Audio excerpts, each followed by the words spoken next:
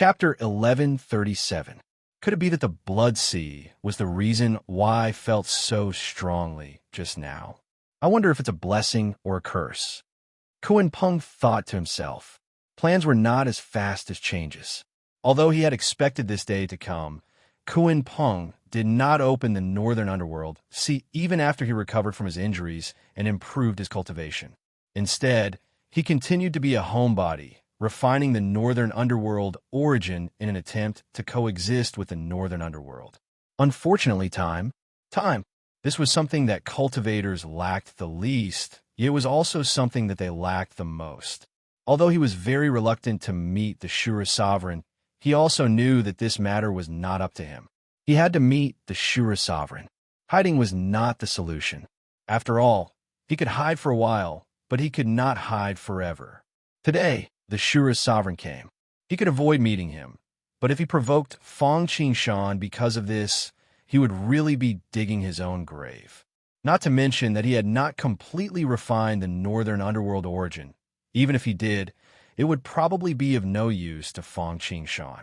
After all, his merit was probably not inferior to Nuwa, Sanqing, and the others. Moreover, Sanqing and the others used their merit to improve their cultivation, while Fong Qingshan stored most of it.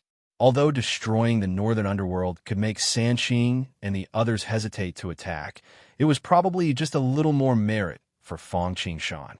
Moreover, he had even killed more than one sage, so he did not care about the northern underworld sea. Precisely because he understood this, Kuan Peng did not dare to joke around with his life. Buzz. The incomplete Zhoutian star formation that covered the sky above the northern underworld sea dispersed to the sides like a tide. Kuan Peng walked out with a stiff expression and forced a smile. So, it's the leader of the Shura clan of the Blood Sea sect who has come from afar. Kuan Peng hesitated for a moment, but still did not dare to take the risk. He opened the formation and personally came out to greet them. Greetings, Kuan Peng Taoist. As long as one had strength and backing, they would be proud and unyielding.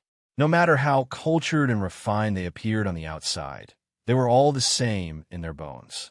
Shura's sovereign was the clan leader of the Shura clan, a sage-to-be expert, but his talent was not as good as the innate gods. Furthermore, he had Fong Qingshan and Mosquito Daorin as his backing. Therefore, Shura's sovereign did not show any signs of weakness in the face of Kuan Peng, an expert at the peak of the quasi-sage realm. He nodded and stated his intentions directly. The Fushi Dao is about to be proven, and we will need the Book of Luo and River Diagram. Please help us, Taoist. Although the Shura sovereign's meaning was not explicit, it was very clear. In other words, I want to use the Book of Luo River Diagram. If you know what's good for you, hand it over yourself. Otherwise, I'll have to do it the hard way.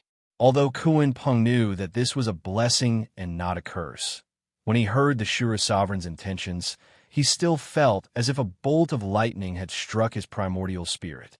The Book of Luo River Diagram. Hearing the Shura sovereign's words, Kuan Peng's pupils constricted. The anger in him was like a volcano that was about to erupt. For the sake of these two treasures, he had almost become a traitor to the monster clan. He had even become a coward in the northern underworld. After so long, he thought that no one would have any designs on them. He did not expect that they would be waiting for him here. Hand it over. He was unwilling. One should know that this was one of the top 10 primordial spiritual treasures of the Desolation Realm. For someone like Kuan Peng who lacked treasures, its importance was self-evident. If he did not hand it over, he would be in big trouble. After all, the Shura sovereign had made it very clear. The Book of Luo River Diagram was related to the Fushi Dao. Fushi was not only the elder brother of Nuwa, he was also the leader of the human clan and a disciple of the Shura clan. This involved Nuwa, Laozi, Fong Qingshan, and Mosquito Daorin. If he resisted stubbornly, not only would he lose the Book of Luo River Diagram, but his life would also be in danger. This was especially true for Nuwa. This would probably give her a clear excuse to settle all her old and new grudges with him. Sigh. What can I do when I am weaker? Kuan Peng closed his eyes and let out a long sigh. Looks like I have to speed up the assimilation of the Northern Underworld's origin. However, the assimilation of the Northern Underworld's origin was somewhat different from the Blood Sea. There were advantages and disadvantages. The advantage was that if he died, the Northern Underworld would completely collapse. Although the Northern Underworld was not as important as the Blood Sea, as long as Kuan Peng did not court death, no one would bear so much karma for him. The disadvantage was that if he succeeded in assimilating the Northern Underworld's origin, he might have to transform into the Northern Underworld if he failed. Even if he succeeded, there would be disadvantages. From then on, he would be like the four sacred beasts of heaven and earth, unable to leave the encampment easily. Although it was not to say that he would be imprisoned in the Northern Underworld, it was close. This was also one of the reasons why Kuan Peng almost never appeared in the Desolation Continent in the original trajectory after the Great Magi Demon War. However, compared to the powerlessness in front of him, that disadvantage was still acceptable. After all, the Azure Sovereign had come today. Tomorrow, Luya, Duo Bao, Guang Qingzi, the great Taoist master Xiandu, Xidagarba, Methria, there were so many saints and countless disciples. If everyone came to trample on him, even if Kuan Peng was sensible and knew when to advance and retreat, he would probably not be able to tolerate it. After all, not everyone could become Hao Tian. This feeling was too terrible. Why could Go Jian and Han Xian go down in history? It was because they endured hardship and humiliation. They could tolerate what ordinary people could not. Only by assimilating the power of the origin could Kuan Peng barely have the strength to protect himself in front of the saints. He had the strength to fight to the death. Otherwise, he would be a fish on the chopping board, waiting to be slaughtered. I wonder what Kuan Peng Daoist thinks. Looking at Kuan Peng, whose face alternated between green and purple, the Azure Sovereign could understand Kuan Peng's feelings at the moment. If it were him, he would probably fight to the death, let alone think about it. However, their positions were different. He could not give up the book of the Luo River diagram for the sake of the kindness in his heart. At the same time, he muttered to himself, not knowing what Kuan Peng would choose. Would he be stubborn and go straight to the wall, loving wealth over life, or would he know when to make a choice and take a step back to be a hero? If it was the former, he might have to use the treasure left by the patriarch, the Red Lotus of Fire. If it was the latter, he would have to give up a top-notch Khanate spiritual treasure for nothing. As far as the Azure Sovereign was concerned, he wanted Kuan Peng to choose the former. That way, he could use the treasure, the Red Lotus of Fire. Secondly, he could establish his might. Of course, more importantly, he could save a top-notch Khanate spiritual treasure. In Fang Qingshan's eyes, this wasn't a big deal. However, in the eyes of the Shura Sovereign, it was a heartache. After all, not everyone was like Hong Jun and Fang Qingshan, who regarded top-notch Khanate spiritual treasures as nothing. Didn't Junyi use a top-notch Khanate spiritual treasure to welcome a saint like Nuwa? Unfortunately, his wishful thinking did not work, because Kuan Peng did not even move his hand. He only thought about it and agreed. Chapter 1138. Okay, the Kuan Peng was a Kuan Peng after all. It knew when to advance and when to retreat. It made a prompt decision even though it knew that it was impossible. It gave up the top 10 primordial spiritual treasures of the untainted land just like that. When it heard the Shura Sovereign's question, although it was reluctant, it still reluctantly gave up the treasures and handed over the river diagram of the Luo book. Sigh. Seeing this scene, the Shura Sovereign sighed inwardly with some regret. He still wanted to test the power of the Red Lotus of Hellfire. After all, it was not every day that he had the chance to use such a top primordial supreme treasure. However, since Kuan Peng had admitted defeat, he wasn't going to kill him. He nodded in satisfaction. At the same time, he had a higher opinion of Kuan Peng, because if he put himself in his shoes and thought about it, if he were the Kuan Peng, he probably wouldn't be able to be as bold as him. Kuan Peng would rather die standing than live kneeling. However, it was hard to say who was better or worse. It was a matter of making a choice. In the end, it depended on what was more important to you. The Taoist is willing to help you achieve your dream. I, Blood Sea, am not one to take things by force. Taking the Book of Luo and looking at the expressionless Kuan Peng, Shura's sovereign spoke unhurriedly. Kuan Peng chuckled. He didn't say anything because it was useless to say anything. However, his chuckle made everything clear. Although this item isn't as good as the Book of Luo, I think it will be more helpful to the Taoist. Consider it compensation. Shura's sovereign didn't seem to understand anything. He took out the primordial treasure that Fang Qingshan gave him and handed it to Kuan Peng. It was an offensive primordial treasure, the whip of the 9 heavens. Although it wasn't as good as the Book of Luo, as Shura's sovereign had said, it would be more helpful to Kuan Peng. After all, the Book of Luo was good, but its effects were reflected in calculations. It didn't improve one's combat strength. The Whip of the 9 Heavens was obviously an offensive weapon. It was probably better than the Sun and Moon Wheels or the Book of Luo. Of course, the most important thing was that this treasure was more compatible with Kuan Peng. Kuan in the water, Peng in the sky. The Kuan was water, and the Peng was wind. One of the 2 incarnations of the Kuan Peng, the sky Peng, was of the wind element, which complemented this treasure. Complementing each other was like adding wings to a tiger. This was what it meant by there was no way out of the mountains and rivers, but there was a glimmer of hope at the darkest hour. Kuan Peng was already prepared to pay a huge price today, and didn't even dare to feel resentful, because he knew that since the Book of Luo was related to the Fuxi Dao, even if Shura's sovereign didn't come, Niwa or Laozi would send someone over. This matter had already been decided from the day he took away the river diagram of Luo.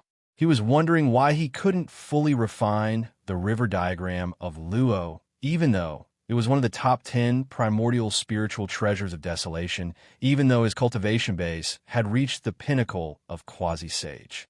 It turned out that it was destined for him. Only he foolishly thought that he had snatched food from the tiger's mouth. In the end, he suffered a double loss. He couldn't keep the Book of Luo river diagram, and his reputation was ruined. Therefore, although Kuan Peng was unwilling to let the Book of Luo and the river diagram be taken away, it only stimulated him to speed up and focus on fusing with the origin of the North Sea. He didn't expect that there would be a surprise. Although he had lost the Book of Luo and the river diagram, he had the Whip of the 9 Heavens and the Demon Master Palace. One for offense and one for defense. Kuan Peng was confident that below the sage level, even if he couldn't compare to Eastern Emperor Tai, he wouldn't be far off. Thank you, supremacy of the Blood Sea. Kuan Peng knew that only Fang Qingshan from the Blood Sea could have done such a grand and moral thing. After all, even with Hao Yen, he made a deal and didn't steal. All right. The Shura sovereign nodded in satisfaction as he watched the Kuan Peng bow in the direction of the Blood Sea. At least you know what's good for you. The Fuxi Dao is imminent. I won't stay any longer. Goodbye. As he spoke, Shura's sovereign turned and flew towards the Luo River. After Kuan Peng sent Shura sovereign away, he returned to the North Sea and reactivated the array. He couldn't wait to refine the Whip of the 9 Heavens and continue fusing with the origin of the North Sea to prevent what happened today from happening again. As for the human race's river, after the Shura sovereign left, Fuxi naturally couldn't just sit there and wait. He returned to the human race to deal with matters. However, like before, he didn't have the appetite to eat or drink. He even had many small problems that he normally wouldn't have. Everyone was naturally worried about this. They wanted to advise him, but didn't know where to start. After all, they already knew from Fuxi's mother why Fuxi was like this. They knew that Fuxi was thinking about how to solve the problem of the cosmic disaster. Even if they didn't advise him, seeing Fuxi like this made their hearts ache. Fortunately, this didn't take long. After all, Shura's sovereign was now a demi-saint, and his blood escape was comparable to the rainbow transformation technique, Fuyao body technique, and golden light technique. Traveling between the human race, the Blood Sea, and the North Sea didn't take much time. Of course, although it didn't take much time, it still felt like a year to Fuxi. Fortunately, he trusted Shura's sovereign and was full of hope. However, he wasn't as lost as he used to be. One day, Fushi was discussing with the ministers how to deal with the tribe when Shura Sovereign's voice suddenly rang in his ears. Fushi, I have received instruction from the ancestor. Go to the side of Luo River and you'll find something. Okay. While they were discussing, Fushi suddenly stood up as if he had gone crazy. He was so excited that his face was flushed, and he shouted loudly. Then, he ignored the others and ran out of the hall. Sovereign! Sovereign! Sovereign! Seeing this scene, everyone was stunned for a while. They looked at each other and then came to their senses. They all looked worried and quickly chased after him. Fushi received instructions from Shura Sovereign and ran to the side of Luo River without stopping. He stared at the river with anticipation. When the ministers saw this, they were naturally confused. They wanted to ask something, but Fushi waved his hand and cut them off. Time passed bit by bit. The sun rose high in the sky until the golden crow set in the west. There were still no changes in the Luo River. The ministers were getting impatient. Only Fushi gradually calmed down. This was his trust in the Shura Sovereign. Since he said he had a solution, then he definitely had one. As expected, when the last ray of light fell from the sky, Luo River finally changed. Suddenly, a deep whirlpool appeared in the middle of the water, as if something was about to emerge from it. Following that, two strange beasts slowly emerged from the whirlpool. When they saw Fushi, it was as if they had seen their family. They let out a roar and ran towards Fushi on the shore. Sovereign, be careful. Seeing this scene, the ministers at the side were almost scared out of their wits. One by one, they threw themselves at Fushi and protected him. Chapter 1139. Seeing the two ferocious beasts pounce on him, Fushi was not worried at all. Instead, he felt a sense of familiarity. At the same time, the origin of these two beasts appeared in his mind. It had the body of a horse and scales of a dragon. It was green in color and was 8 feet and 5 inches tall. It had wings like a camel and could swim in water. It was a rare beast, a dragon horse. A turtle and a snake coiled to the left and right. They were located in the north, hence the name Xian. They had scales on their bodies, hence the name Wu. They were known as the black tortoise. These two beasts were the dragon horse and the black tortoise. They were auspicious beasts like the 5-clawed dragon and the Kirin. Naturally, Fushi was not afraid of them. At the same time, he had some guesses. This was probably the reward his teacher talked about. Therefore, Fushi pushed the crowd aside and watched the two beasts approach with anticipation. Leader, be careful. Everyone was on tenterhooks, as if they were going to pounce on him if there was any change. The dragon horse and the black tortoise arrived before Fushi and transformed into a book and a painting. It turned out that the dragon horse and the black tortoise were not corporeal.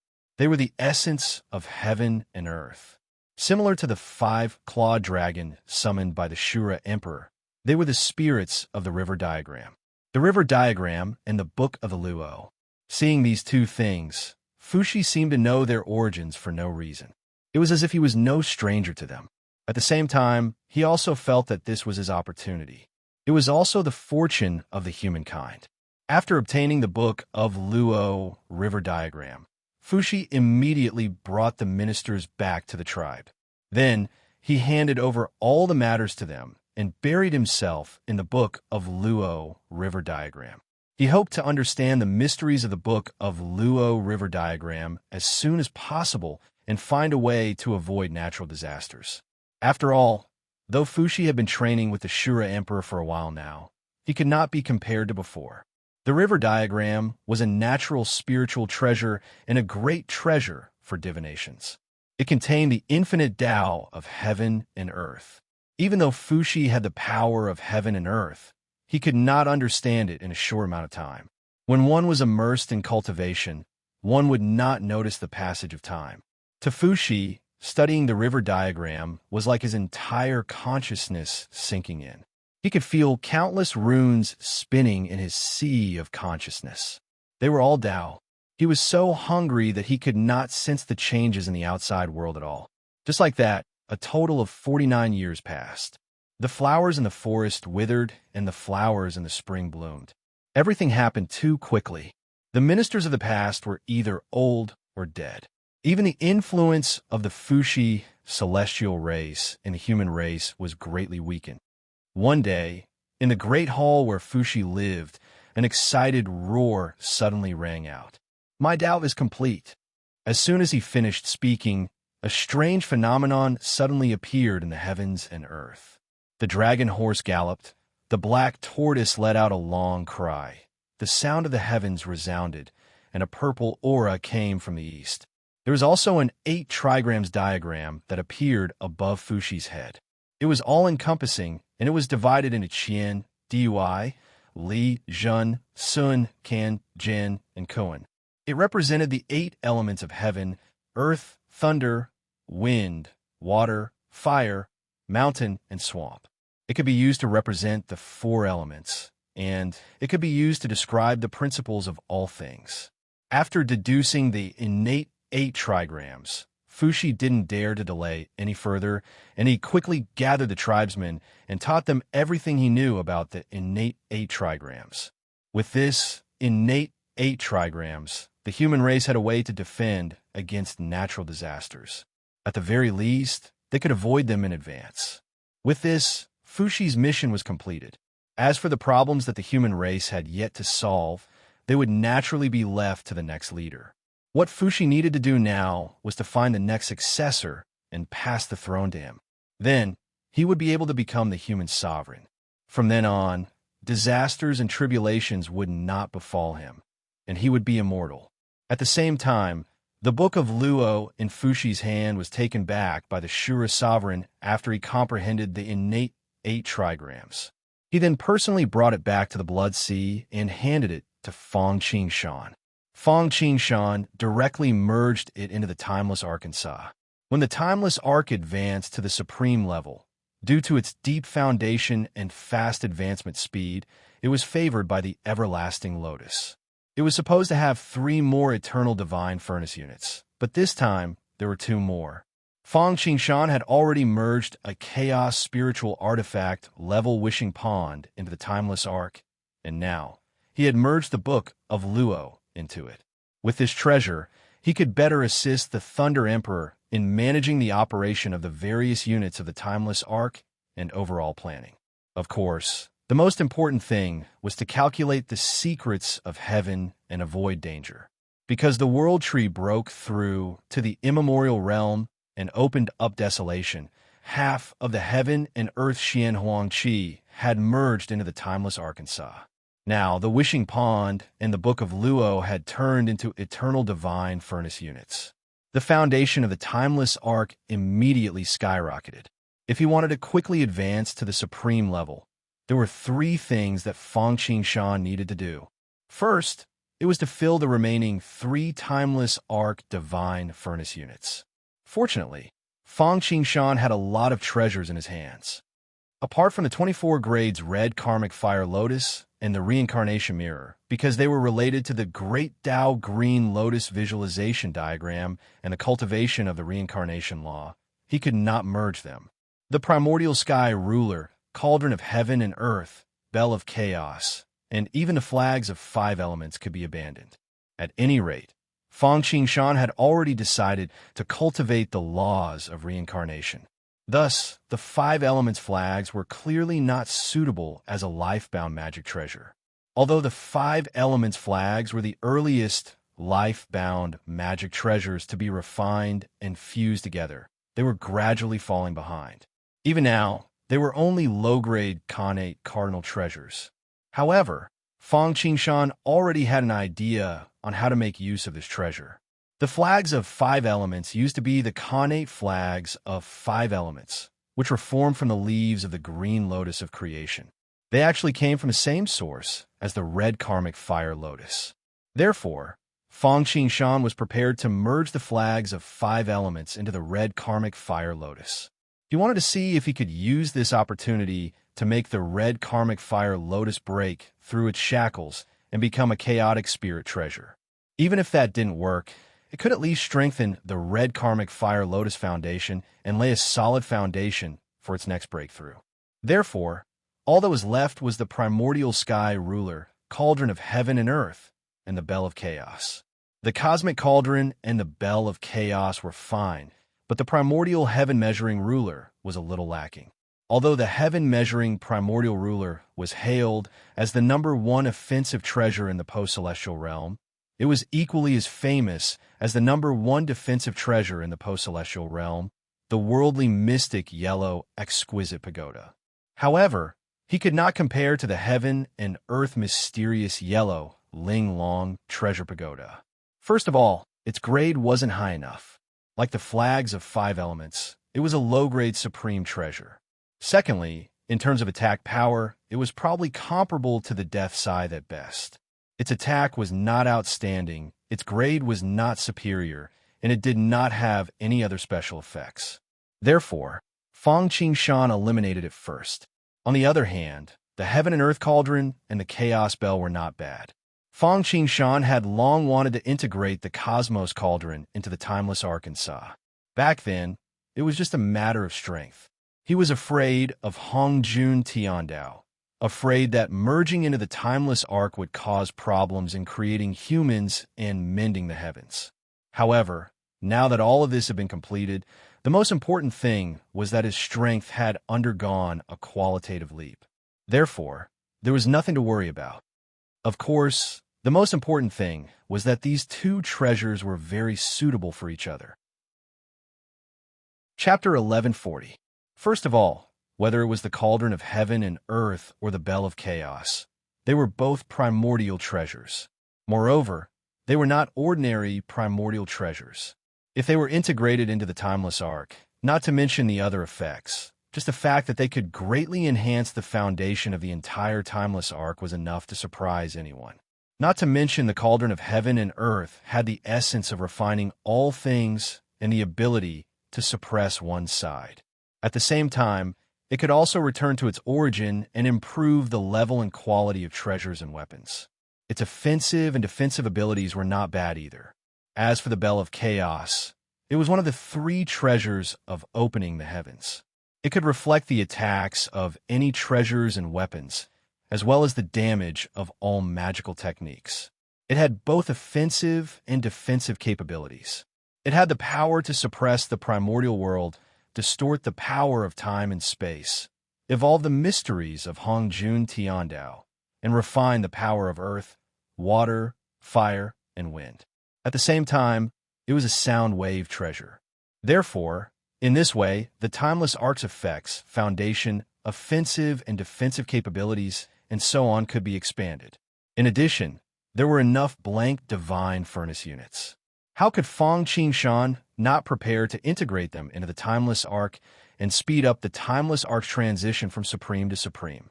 Not to mention the Cauldron of Heaven and Earth, obtaining the Bell of Chaos was actually a pleasant surprise. In fact, Fang Qingshan did not think that this treasure would fall into his hands.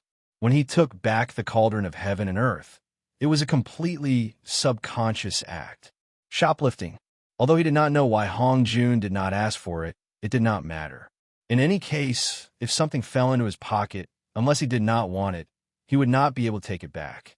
Moreover, with these 2 treasures integrated into the Timeless Ark, not only could the Timeless Ark's offensive and defensive capabilities be enhanced, but it could also have additional special effects such as suppression, space-time, refining, sound waves, and so on. This would allow the Timeless Ark to go further on the path of an all-rounder. As for what treasure to integrate with the last Eternal Divine Furnace unit, Fang Qingshan had not thought about it yet. He did not have a suitable treasure in his hands. However, there was no hurry. More haste, less speed. In addition to filling in the empty units of the Eternal Divine Furnace, the second thing he needed to do was to improve the Timeless Ark's main body. To forge iron, one had to be strong. No matter how powerful the spirit treasure was, the main body was the foundation of everything. In order to increase the strength of the Timeless Ark's main body, other than fusing with Chaos Bloodstones, Chaos Demon God's body, Heaven and Earth Xian Huang Qi, and other rare treasures of heaven and earth. Now, because of the Chaos Bloodstone, the Timeless Ark's body had the ability to devour everything. Just like Mosquito Daurin, devouring any resources to evolve and strengthen itself. Therefore, If Fang Qingshan wanted to increase the foundation of the sky ship as soon as possible, he could rely on other slightly inferior treasures to trigger a qualitative change in quantity without the qi of heaven and earth. If he wanted to advance to the utmost being realm quickly, he couldn't just walk on one leg. He had to take care of all aspects. Apart from the eternal God furnace unit and the timeless arc itself, the third point was to upgrade and modify the tower, deck, market, sails, and other units. However, this point was simpler than the first two. The reason why Fang Qingshan fused with the Book of the Luo River Diagram was not without this reason. With the Book of the Luo River Diagram as the brain, it could assist the Thunder Emperor in overall planning and coordination. Upgrading and modifying the units inside the timeless arc would be twice the result with half the effort. Fang Qingshan was in the Blood Sea plotting how to speed up the timeless arc's advancement to the utmost being realm. As for the human race, ever since Fuxi created the primordial A trigrams and spread it among the human race, before he could find the next successor, someone came knocking on his door. This person was none other than the eldest disciple of Laozi, the great Master Xian. The person he brought was none other than the destined human emperor, earthly Emperor Shinno. As for why they appeared so timely, there was actually a reason. This matter could be traced back to the birth of Fuxi. At that time, Laozi and Yuhua, which had been thought to be foolproof, were taken by Fang Qingshan in the end. Fortunately, he did not change the general situation. He only snatched the position of the human emperor's teacher. Although they did not value the merits of being the human emperor's teacher, not to mention the fact that they lost face because of a wrong move. Even if they did not care, it would be greatly beneficial if they gave it to their disciple. Although they felt uncomfortable, they could only endure it because they were not as skilled as others. However, they should not forget what happened in the past. With Fuxi's prediction, they naturally would not repeat the same mistakes and fall into the same river. Therefore, on the matter of Shinnong, Laozi and the others naturally made preparations. Therefore, when Fuxi had just created the 8 trigrams, Laozi joined forces with the primordial lord in Tongtian to deduce the whereabouts of the next human emperor, Shinnong. Then he sent his direct disciple, the great Master Xiandu, over. At the same time, he kept a close eye on Fang Qingshan's faction. Water was the source of life. Therefore, in the process of human development, many people lived by water. Fuxi's tribe was near the Yu River, and Shinnong's tribe was also by the Jiang River. Hongjun Tiandao was a good samsara. It was almost the same story as Fuxi's. On the edge of the Jiang River, there was a tribe with the surname Jiang. There was a woman in the tribe named Ren-Si. One day, Ren-Si traveled to Mount Hua and saw a divine dragon. She became pregnant, and after several years of pregnancy, she gave birth to a baby. On the day of the baby's birth, auspicious clouds descended from the sky, and a 5-color divine dragon could be vaguely seen. Ren-Si named him Laishan. After Laishan was born, he was like Fuxi. He could walk, talk, jump, and think as soon as he was born. He didn't stay in his mother's womb for a few years, but had been born for more than a decade. He was no different from an adult, but even more intelligent. After Fuxi became famous, all information about him spread far and wide. With a role model, Shinnong's phenomenon and his knowledge of birth was not only not considered a genius, but the birth of a sage. Fuxi's birth led his tribe to become the first of the human race. How wonderful would it be if this glory fell on their tribe? Therefore, Ren-Si's treatment was much better than Fuxi's mother's. When Fuxi was born, the Shura sovereign took him in as a disciple and taught him with great care. When Shinnong was born, the Grand Mage Xiandu came personally. He played some tricks and revealed that he was Laozi's disciple. So it was only natural that the Grand Mage Xiandu took him as a disciple. After Lai Shan became the Grand Mage Xiandu's disciple, the Grand Mage imitated the Shura sovereign and stayed by the Jiang River. He taught Lai Shan, Shinnong, while waiting for Fuxi's news. Indeed, the gossip spread throughout the human race. After resolving the heavenly calamity, Fuxi began to search for the next leader of the human race. The great Taoist Master Xiandu immediately brought Shinno to the capital to meet Fuxi. After learning that the Grand Mage Xiandu was Laozi's disciple and that Shennong was the destined human emperor, Fuxi made his decision. However, it wasn't easy to become the leader of the human race. He wouldn't add to one's glory because of one's cultivation, backer, or any other external factors. Even the so-called destined human emperor was no exception. Chapter 1141. The only way to become the leader of the human race and to convince the masses was to look at one's contributions to the human race. Fuxi did not become the leader from the very beginning. Instead, he worked hard and led the human race to prosperity, moving the majority of the human race, and thus being elected as the leader. In terms of support, Fuxi had Nuwa, Blood Sea, and Mosquito Dauren, the three saints of the origin. Even he was not an exception, let alone Shino. Fuxi was not a demon Fuxi, but a human Fuxi. Although he knew that Shino was the destined descendant of the human emperor, for the sake of the human race, he would not carelessly pass the throne to Shino. Not only would he not be able to convince the masses, but he would also not be able to get over the barrier in his heart. Therefore, Fuxi only treated Shino as a successor. He was only a key candidate. Just in case, he also selected a few other sages from the human race who had performed well. He would give them a certain amount of time to develop, and see who could develop the best in the end, and who was most likely to lead the human race towards a great renaissance. If they could meet his requirements and stand on their own, then he could step down completely and pass his position to someone else. Shino was indeed the destined Renhuang. He could be said to be the only Renhuang among the three Renhuang who was born in the human race. The strength of his luck was favored by the human race. It was no less than the heavenly sovereign Fuxi, who held the first Renhuang of the human race, the fate of the saints, and the fate of the Blood Sea. Although Fuxi had reincarnated as a human, he was still Emperor Shi of the demon race. He could deceive everyone, but in the end, he still left a message. According to the original trajectory, the last Renhuang would be Xianyuan. But now that there was Hutu and Fang Qingshan, this result might not be certain. Therefore, Shino was probably the purest Renhuang of the human race. Favored by luck, Shino had the support of heaven and earth. His contributions to the human race could be said to be great. Shino tasted all kinds of herbs. Because of Shino, the human race could fight against diseases. Planting the five-colored rice, the human race had completely entered the farming era, solving the problem of food and clothing. Establishing the Shicheng, the first market, and setting the Rizhong as the market, gathering the people of the world, gathering the goods of the world, trading and retreating. This was the origin and cornerstone of commercial development. Fuxi had seen all of this with his own eyes. Although the other candidates were not bad, they were nothing compared to Shino. Shino's tribe also repeated the trend of the Fuxi tribe, growing from small to large, and gradually, it even had the momentum of replacing the Fuxi tribe.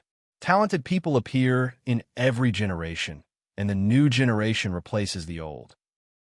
Shino's ability had been tested, and his prestige had gradually risen. On the other hand, Fuxi's physical condition and external reasons did not allow him to continue. Therefore, Fuxi made a prompt decision and decided to pass the position to Shino. The abdication of the human sovereign was a major event for the human clan, so it couldn't be done carelessly.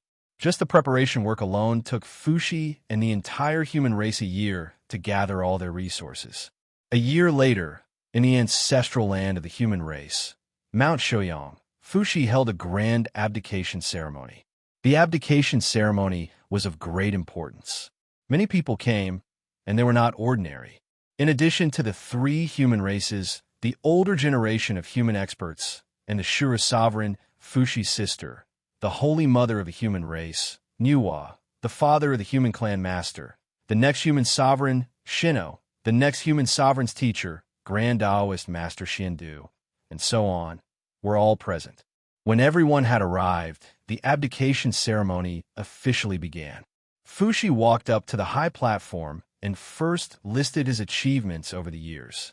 Then, he raised the Kongtong seal, the most precious treasure of the human emperor, and announced in a loud voice, "Let's go."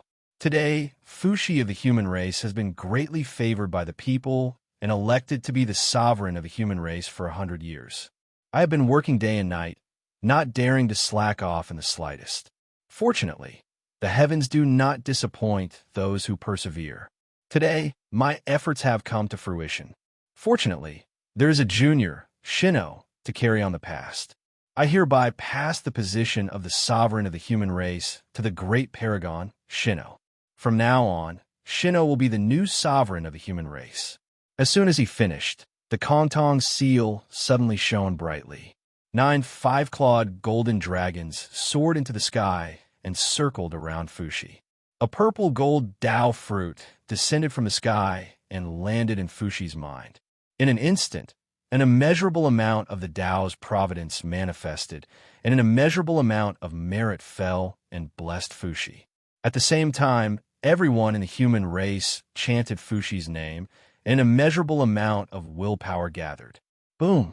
Fushi's body shook as if he had been struck by lightning. Following that, countless familiar yet unfamiliar memories suddenly appeared in his mind. There was the Phoenix Mountain, carrying yin and yang, the purple cloud palace listening to the Tao, the heavenly court showing off its power, the great shaman-demon war. These were naturally the memories of Fushi of the demon race.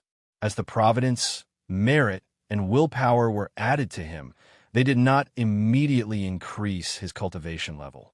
Instead, they first helped him break the secret of reincarnation and awaken the memories of his previous life. Seeing Fushi's appearance, the rest of the human race did not understand much, and they were filled with worry. They thought that something had happened. On the other hand, the saints, the primordial chaos immortals, and the mighty figures who knew of Fushi's original identity looked at Fushi with interest, waiting to see how he would choose. Without letting them wait any longer, Fushi looked around, and his eyes finally landed on the billions of living beings of the human race. He took a deep breath and sat down resolutely. Yesterday's days cannot be kept. Today's days are troublesome. I am a Fushi of the human race, a human for a day, a human for life. From now on, the Fushi of the demon race shall cease to exist. Kaboom! As soon as he finished, the 9 heavens rumbled. This was Hong Jun Tiandao's acknowledgement of Fushi's oath. From now on, there would only be Fushi of the human race, and no more Fushi of the demon race. The karma between him and the demon race was instantly severed. Hearing Fushi's words, those who had vested interests in the human race, Laozi, the 3 ancestors of the human race, and the others naturally nodded in satisfaction. Even those who did not like the rise of the demon race also silently agreed. In fact, Fushi had no other choice. This was his only choice. Only Nuwa sighed. The human race and the demon race were both flesh and blood. As for the demon race, they naturally regarded Fushi as a traitor. However, the demon race had long since scattered like monkeys when the tree fell, and the remaining ones would not be able to do anything. After Fushi made the oath, fate, merit, and will entered his body, and his aura changed with every breath. Golden immortal, primordial immortal, zenith heaven, sage to be, early stage, mid stage, late stage, peak stage. Almost without any hesitation, Fushi regained his past cultivation base. After regaining his peak sage to be strength, Fushi's cultivation base did not stop and continued to rise. Seeing this, Nuwa was delighted, but Laozi and the others did not look so good. Fortunately, there was no primordial violet chi, and it was too difficult to break through to the sage to be.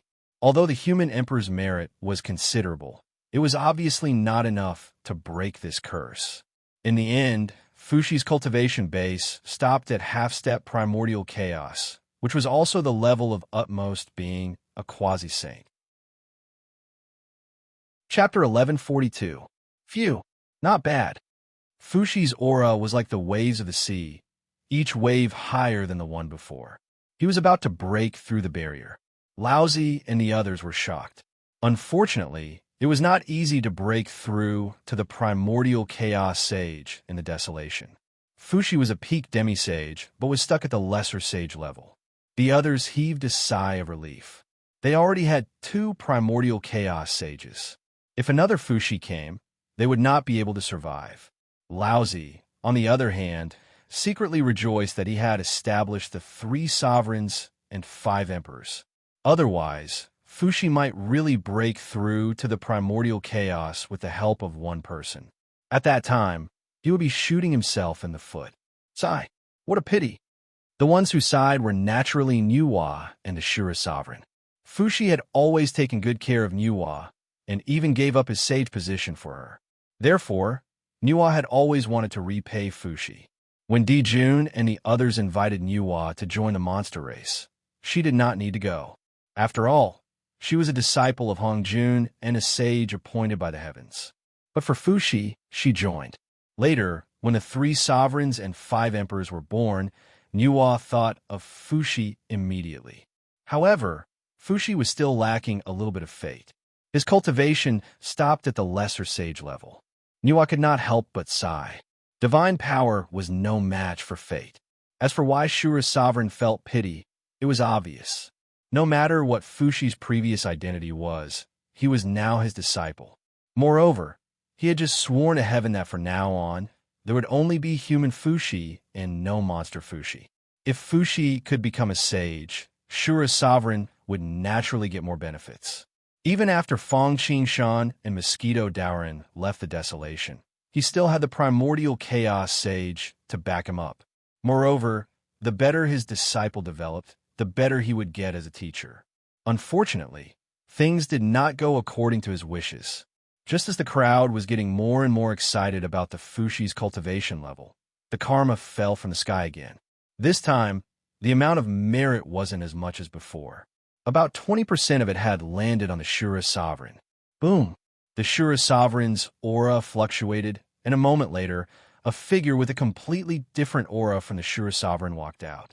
He was the one who had used the merit points to slay the good corpse with the blood Shura flag. The Shura sovereign's state of mind had already reached the required level during the Desolation Tour. As for dermic powers, with Blood Sea's collection, wouldn't that be a piece of cake? However, he was born in the Blood Sea.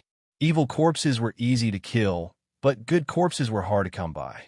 He had to use merits to stimulate his goodwill, not to mention the rapid development of the human Tao in the primordial world.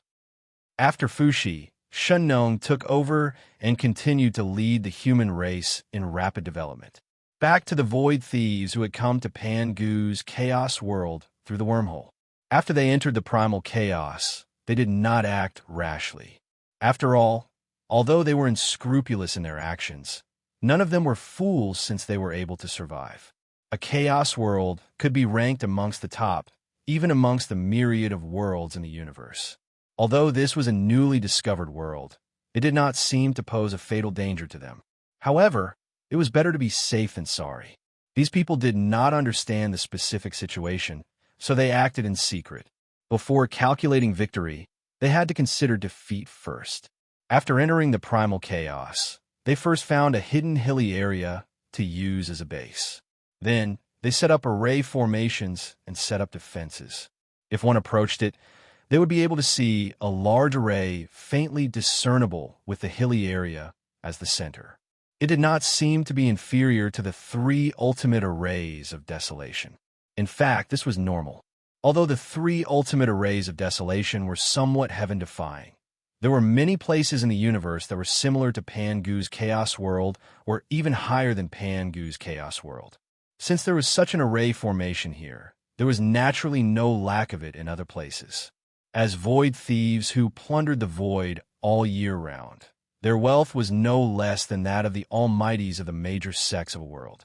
This array formation had been obtained from a late-stage primordial chaos powerhouse from a chaos world that their leader had plundered.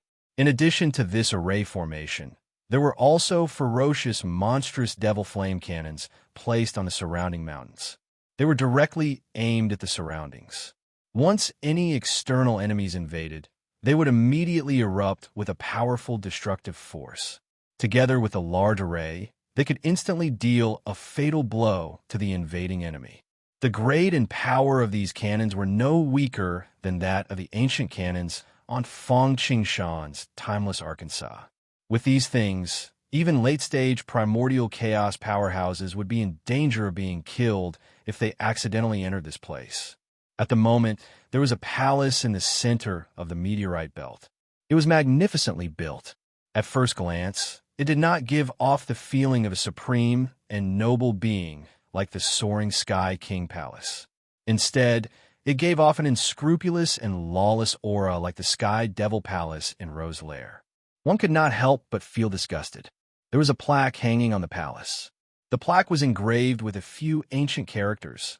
Lifeless Palace.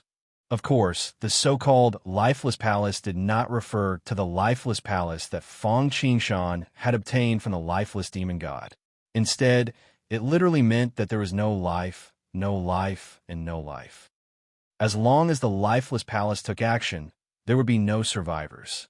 If there were people who traveled in the void all year round, or those who were ranked in the top forces of the various heavens and realms, seeing these 3 words, they would understand what they represented. Among the various heavens and realms, the lifeless demon palace dared not provoke them, except for the top 100 chaotic worlds. Even the 5 decrepit Deva and the experts of the immortal realm would have to retreat if they encountered the lifeless palace. This was a name that could make people's expressions change. It was a name that could even make children stop crying. In the boundless void, there were countless bandits. However, the most powerful were the dozens of bandit groups, and the lifeless palace was one of them. There were 2 reasons why the lifeless palace was so terrifying. Firstly, they knew what was good for them. They knew who they could offend and who they couldn't. Therefore, although they ran amok for a while, they were still free and unfettered.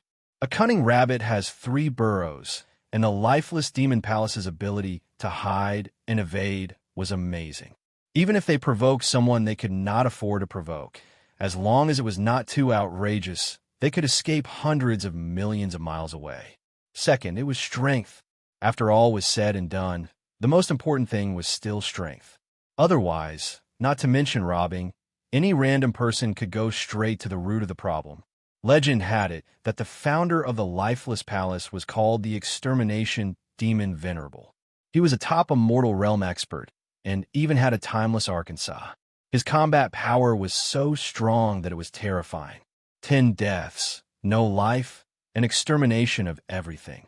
Once, because of the lifeless palace's unscrupulousness, it attracted too much hatred. As a result, several forces ranked in the top 1,000 and below 500 in the great world invested and invited dozens of immortal realm experts to besiege the lifeless palace. These immortal realm experts, even the weakest one, was probably more powerful than Pangu. Chapter 1143.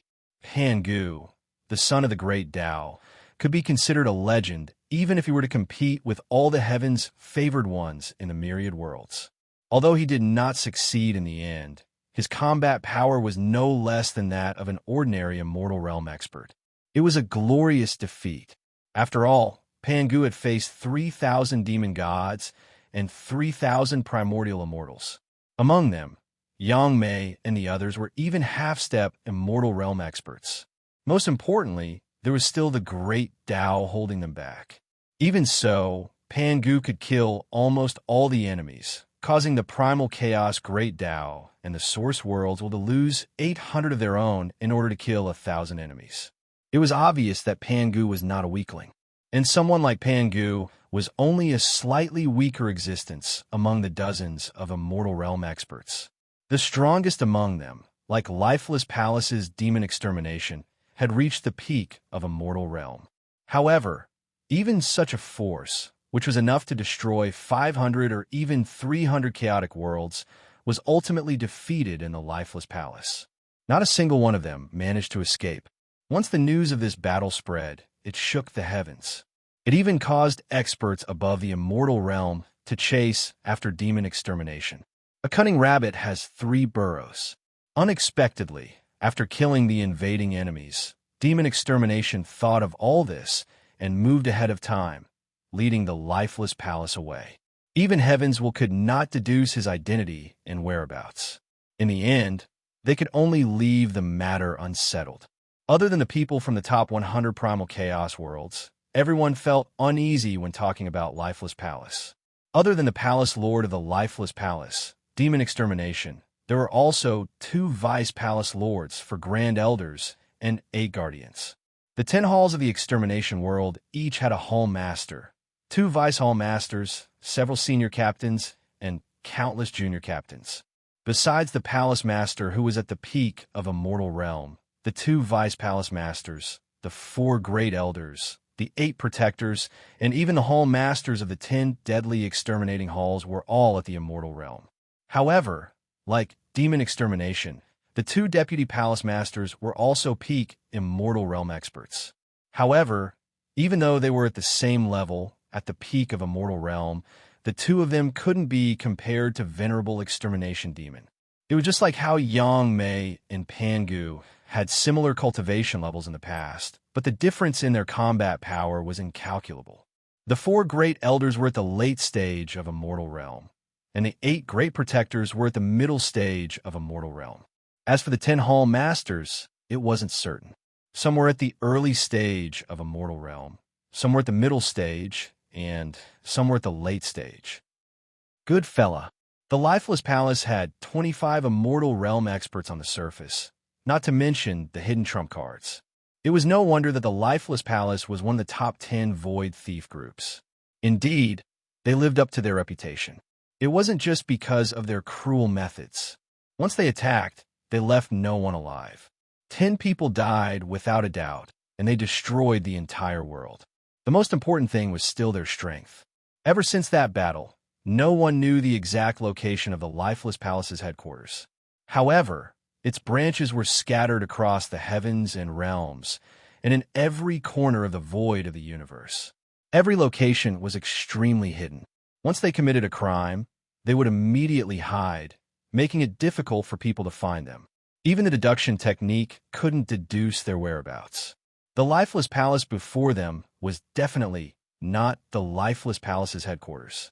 This time, the small team that had come to the Pangu chaotic world was just a small team from the Death Hall of the 10 halls of the Lifeless Palace. In the Lifeless Palace, at the top, was a glittering golden throne. Sitting on the throne was the captain of this small team, who had a cultivation level of the 5th stage primordial chaos realm. He was merely at the mid-stage primordial chaos realm and had not even reached the peak. However, he was a void thief and a member of the Lifeless Palace. He was not even an ordinary member, but a small team captain who could suppress those unruly thieves under him. This person was not simple at all. He had once encountered a late-stage primordial chaos realm expert who was at the 9th stage primordial chaos realm. Although he had not won the battle, he had managed to retreat with his subordinates. One could imagine how terrifying this person was. This person sat high on the throne. Below him, there were 4 seats arranged in a row on the left and right at the front.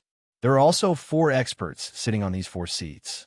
There were 3 men and 1 woman, and all of them had a cultivation level of the 4th stage primordial chaos realm. In the myriad realms, the left was the most respected, and the person sitting on the first seat on the left was a woman who looked full of infinite charm and could not help but feel that she would be a romantic even if she died under a peony. This person was Madame Baiwa. She had long since stopped using her real name. Even the small team captain was somewhat fearful of this person. Apart from her, the other 3 people were a woodcutter, a teacher, and a gardener. They looked unprepossessing, but anyone who looked down on them would not be far from death. In addition to these 4 people, there were more than 10 people below them. These people also had a cultivation level of the primordial chaos realm, but they were all at the early stage primordial chaos realm. Each level of the primordial chaos realm was like a different heaven, let alone the chasm between the early stage and mid-stage. Therefore, they could not be compared to the 4 people in front of them. The squad leader sat upright and looked around before his gaze finally landed on Madame Baiwa. He said, "Baiwa, tell everyone the information you've gathered." "Yes, squad leader."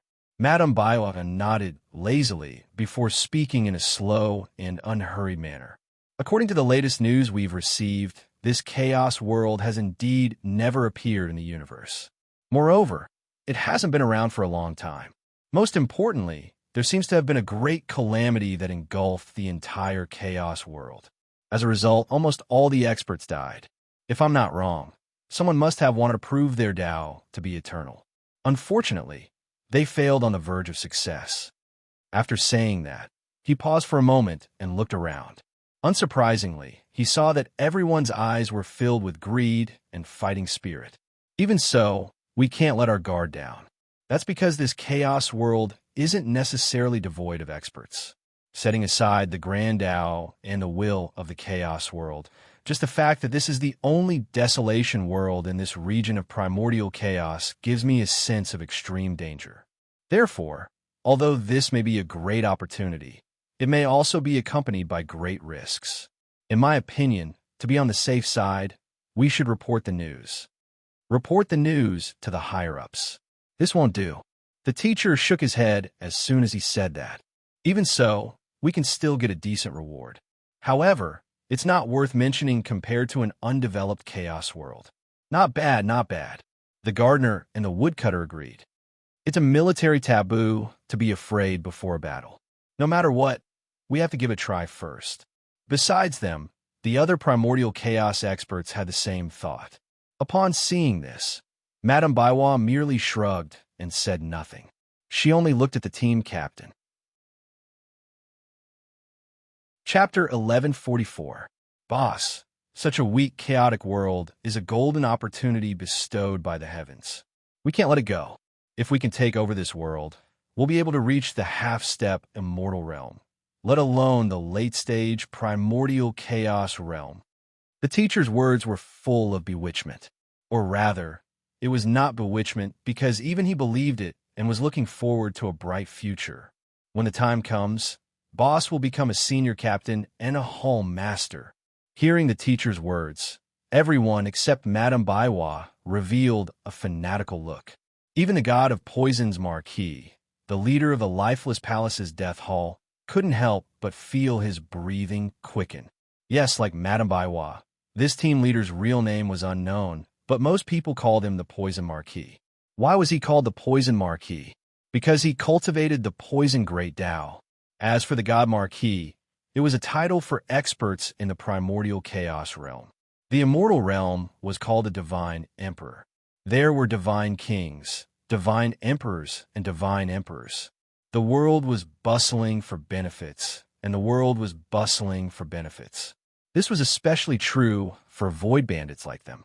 Benefits were the biggest reason for them to go there despite knowing that there were tigers in the mountains. Why did they become void bandits? Apart from some unavoidable reasons, such as being chased, it was mostly because robbery could bring them benefits faster and help them go further. If it could bring them considerable benefits, even if there was only a 50% chance of success, it was enough for them to take the risk out of desperation.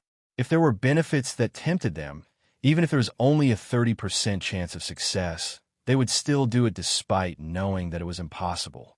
If they could see the prospect of soaring to the sky, even if there was only a 10% chance of success, they would still dare to take the risk of dying and never being able to reincarnate, like a moth flying into a flame. Just as the team leader was tempted, Madame Baiwa had to pour cold water on him again. Desolation World. Even the weakest Desolation World has the strength of a world lord who can be called a king among the mid-stage primordial chaos realm. Needless to say, that Desolation World was left behind by an expert who proved his Tao immortality. It's absolutely impossible for it to be at the beginner level of desolation. The power of the world, lord of such a world, is not something we can deal with, let alone the captain. Even if the captain or the deputy hall master came, I'm afraid it would be useless. That's not true. Right at this moment, the woodcutter spoke in a low and muffled voice. The world lord of desolation may not be someone we can deal with, but why must we occupy desolation immediately? We can sweep through the entire primal chaos first. Not bad, not bad. The gardener nodded repeatedly upon hearing that. Due to the great tribulation of Tao validation, the demon god experts in this primal chaos have all died and have yet to recover. What's left are just some chaotic beasts. Apart from a few, they're not a threat to us at all. As long as we don't provoke them, they won't attack us for no reason. There are countless opportunities in the primal chaos. As long as we sweep through the primal chaos, collect resources, and increase our strength, we might have a chance of winning when we deal with desolation. Haha, do you think the will of the primal chaos is a vegetarian? Will it watch us grow stronger and then swallow it up? Madame Baiwa sneered. Who knows? It might have already informed the world lord of desolation now. They are planning how to deal with us. Madame Baiwa and the others argued incessantly, but the other primordial chaos could only watch. After all, the strong reigned supreme. This was especially so among the void bandits, where this principle was displayed to the fullest. If he were to speak rashly and offend one of them, he would be in serious trouble if they played some tricks on him. I think we should keep this matter under wraps for now. Seeing that Madame Baiwa and the other three could not convince anyone, the others kept their mouths shut and did not dare to speak. They all looked at themselves. The team leader, the poison god Marquis, closed his eyes and pondered for a moment before speaking slowly. Hearing that, the teacher and the other two were naturally overjoyed, but Madame Baiwa frowned slightly. Riches come with risks. It's not easy to find a wormhole in a new primal chaos. Furthermore, the strength of this primal chaos is so weak. If we don't make use of it, I'm sure none of you will be satisfied. The great Tao is fighting for opportunities and luck. If you don't advance, you'll fall behind. The poison god Marquis paused for a moment before explaining. In fact, most of them were targeting Madame Baiwa. The teacher and the others could not wait to attack desolation right now and sweep through the primal chaos. Madame is right, but just as the teacher said, we can use the resources in the primal chaos to increase our cultivation base. Our current strength is not enough to threaten the will of the primal chaos. Thus, it won't attack us. By the time it does, it will be too late. Although the Lord of Desolation is strong, as long as we are not in the primal chaos, what do we have to be afraid of? Moreover, even if we enter the primal chaos, it's not impossible for us to gain the upper hand and benefit from it. Oh, what do you mean? Hearing the divine poison monkey's words, everyone became spirited and hurried to ask. The divine poison monkey's eyes flashed with a trace of complacency. He didn't keep them in suspense. Once, during one of my travels, I found a supreme treasure. This treasure isn't a primordial spirit treasure, nor is it a primordial supreme treasure. It's just a contract, like a talisman. However, this talisman can communicate with the great Tao of balance of heaven and earth to build an arena. Anyone who enters the arena, as long as they don't surpass the immortal realm, will have the same cultivation base as the arena master. As long as the arena master doesn't die, the arena will always exist. The arena master will also be protected by the great Tao of balance. There are only two ways to break the arena. One is to defeat the arena master. The second is to surpass the immortal realm and reach the late stage of the immortal realm. Otherwise, it's impossible to break the arena. The arena master can challenge someone with the same or higher cultivation base as him. If he wins, he can randomly obtain the opponent's luck, opportunities, supreme treasures, techniques, and so on. Of course, the opponent can also refuse. However, he will have to pay a price. As the divine poison Marquis spoke, everyone's eyes brightened. Even Madame Baiwa, who had opposed the risk, had the same expression. In fact, it wasn't that she didn't want to occupy this world. After all, no one would be willing to let go of the benefits. However, she was more cautious and rational. She felt that the odds of winning were not high. To be conservative, she didn't want to struggle. However, since the divine poison Marquis had such a supreme treasure, they could take the risk and give it a try. If they succeeded, everyone would be happy. Even if they failed, they would have no regrets. Chapter 1145. To Madame Baiwa and the others, success or failure was all that mattered. After all, if they succeeded, they would obtain a primal chaos world without outsiders. Regardless of whether it was a base, a path of retreat, or resources to advance to the undying realm, it would be the best choice. Even if they failed, as long as they passed on the news to their superiors, the reward from the chaos world would not be small. At the very least, it would not be any less than the reward from intercepting a fleet of ships. Of course, compared to failure, success was obviously much more rewarding. This was also the reason why the teacher and the others were unwilling to report it. Because of the poison god Marquis's trump card, Madame Baiwa felt that the chances of success were very high. Because of this arena, as long as the Lord of Desolation didn't have the power at the immortal realm, he couldn't use his realm to subdue them. As long as he entered the arena, he would be a half-step immortal, and his Deva Decay strength would be suppressed to the same realm as the divine Poison Marquis, Primordial Chaos Level 5. At that time, not to mention whether the ruler of Hongjun Tiandao would dare to take the risk, even if he dared to, the odds of success would only be 50-50. After all, the Poison God Marquis was not simple. He was no ordinary primordial chaos expert, but a titled primordial chaos expert. Furthermore, he had obtained the title of a primordial chaos expert at the 5th stage primordial chaos. The realms after the sage-to-be, be it the origin realm, the immortal realm, or the higher realms, were all divided into two categories. One was the ordinary primordial chaos. Sanqing, Niuhua, and the others belonged to this category. The other was called primordial chaos. This type of primordial chaos was all ruled by a certain marquis. This wasn't just honor, it was combat strength. However, not every primordial chaos realm expert could and dared to be called marquis. In order to become a marquis, one must first have the ability to challenge those of a higher rank. It was not the case of a first-stage primordial chaos cultivator surpassing a second-stage primordial chaos cultivator, but an early-stage primordial chaos cultivator surpassing a middle-stage primordial chaos cultivator, a middle-stage primordial chaos cultivator surpassing a late-stage primordial chaos cultivator. For example, the god of Poison Marquis had once fought a late-stage primordial chaos expert and retreated calmly. Therefore, he was very powerful. As long as he didn't encounter a primordial origin with the same title, he was basically invincible in the same realm. If Hong Jun suppressed his cultivation to the same level as him, he might not be able to defeat him. In this way, they could truly gain a foothold in this world.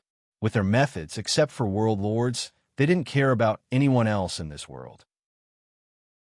While the god of Poison Marquis and the others were dreaming, they didn't know that Hong Jun was already planning to get rid of them.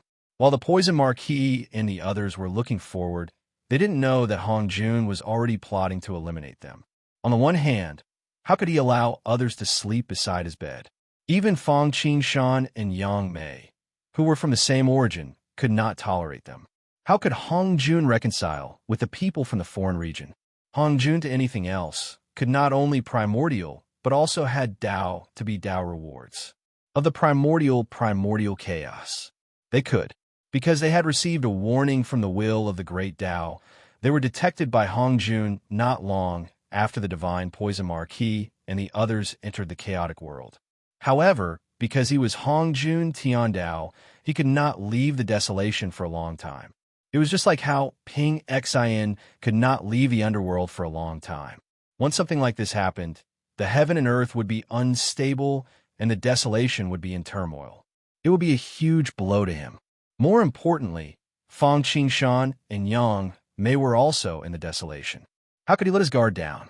On the other hand, he had discovered that although these people from the foreign domain were not bad, the most powerful among them was only at the 5th stage primordial chaos realm. Like the Tao, he did not think much of them. He was only monitoring these people, not letting them escape or spread the news. After all, if they were to escape, or if they were to attract even more powerful people, and he couldn't handle them, then he would have to suffer in silence. As for the Poison God Marquis and the others, in Hongjuan's opinion, it would be a piece of cake to deal with them.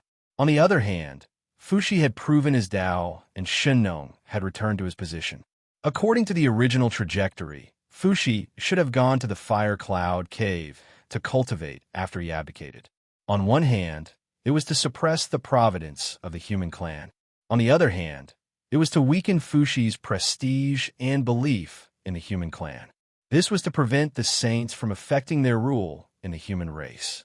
Unfortunately, the situation was a little different now. First of all, the Fire Cloud Cave was not naturally a blessed grotto heaven controlled by the human clan or Laozi and the others. This place was Red Cloud's lair.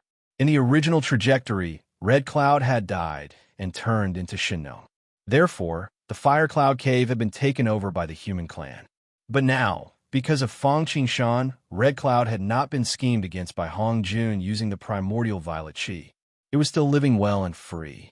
Therefore, the Fire Cloud Cave definitely could not be used as the residence of the human sovereign. Moreover, Fushi was not only the human sovereign of the human clan, but also Niua's elder brother and the successor of the Blood Sea. Therefore, even if Laozi wanted to detain Fushi, he would have to see if the Shura sovereign or Fang Qingshan agreed or not. During the human sovereign abdication ceremony, Laozi had only mentioned it slightly, but it was immediately vetoed by the Shura sovereign and Niua. Laozi could only let it go. However, since Fushi had already abdicated, as long as it was not a matter of life and death for the human clan, he should not be too involved in the affairs of the human clan. Although he knew that it was to weaken his prestige and belief in the human clan so that it would not affect the saints' control of the human clan, Fushi still nodded and agreed. Firstly, when he was in the position, the three ancestors of the human clan and the others did not interfere. Now that it was the era of Shinnong, it was naturally not good for him to interfere, because if he did well or not, he would not be in a good position. Moreover, the children and grandchildren had their own blessings. It was impossible for him to worry about everything, which was not good for the development of the human clan. The demon clan was like this.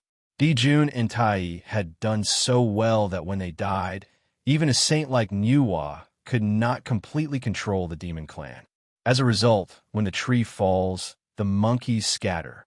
In the future, it was the same for the Great Qin Empire. When the ancestral dragon first emperor died, the huge empire actually collapsed in an instant. Moreover, even if he wanted to interfere, he might not be able to do so. Not to mention that the current human sovereign did not want another person to interfere. More importantly, the saints and even his sister might not want to see this happen.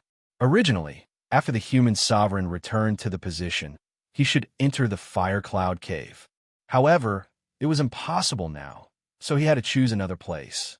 The ancestral land of the human clan, Mount Shoyang, was a good place. It was rich in top-notch crafting equipment, such as the copper of Shoyang, Jiuzhou Cauldron, Shinnong Cauldron, the human sovereign sword, and the godly sea pacifying needle were all related to it. However, it was obviously not suitable as a place for meditation. In the end, Fushi returned to the old nest of him and Niua, Mount Feng's Qi. Chapter 1146. Mount Fengqi. It was a famous top-notch place in the Desolation Realm, even better than the Fire Cloud Cave. Niua was basically in the Chaos Snail Palace now. The Phoenix Perch Mountain had long been sealed by her, just like the Jade Capital Mountain after the Dao ancestor became a saint. It would be a waste of natural resources to leave it there. This place could be used as a place for the human emperor to stay. Fushi could be considered to have returned to his roots.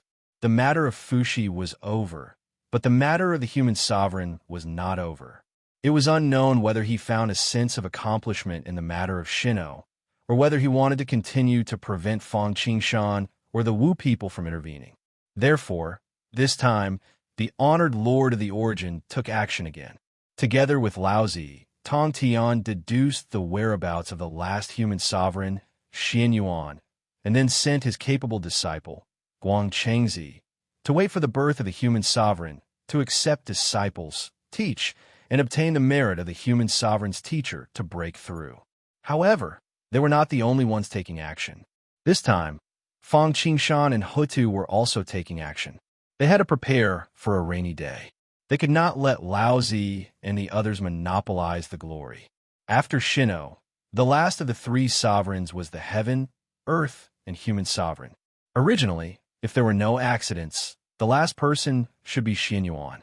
As for Chi Yu, in the original trajectory, although Laozi also gave him a place because of the reincarnation of Fuxi, it was just to use Chi Yu as a whetstone for Xianyuan. Not only did it end the cause and effect, but it also deceived the Wu people and helped Xianyuan. It was like killing 3 birds with 1 stone. However, it was different now. Although Laozi's wishful thinking was still the same, the Wu people were different. Huta did not die. Instead, she proved her way and became a supreme of the way. Moreover, she also asked Feng Qingshan for help. Who won and who lost really depended on the means. In the original trajectory, there were many reasons for Chiyo's defeat. Since he was born, why was Liang born? He was born at the wrong time. Of course, the most important thing was strength. The Wu people had declined, and none of the 12 ancestors were left. Although there was still Ping Xin, they could not go out of the underworld. There was also Xing Tian and the others, who were at most sage to be. However, behind Xianyuan was Guang Chengzi, the honored lord of the origin, and the Sanqing of the Xianmen.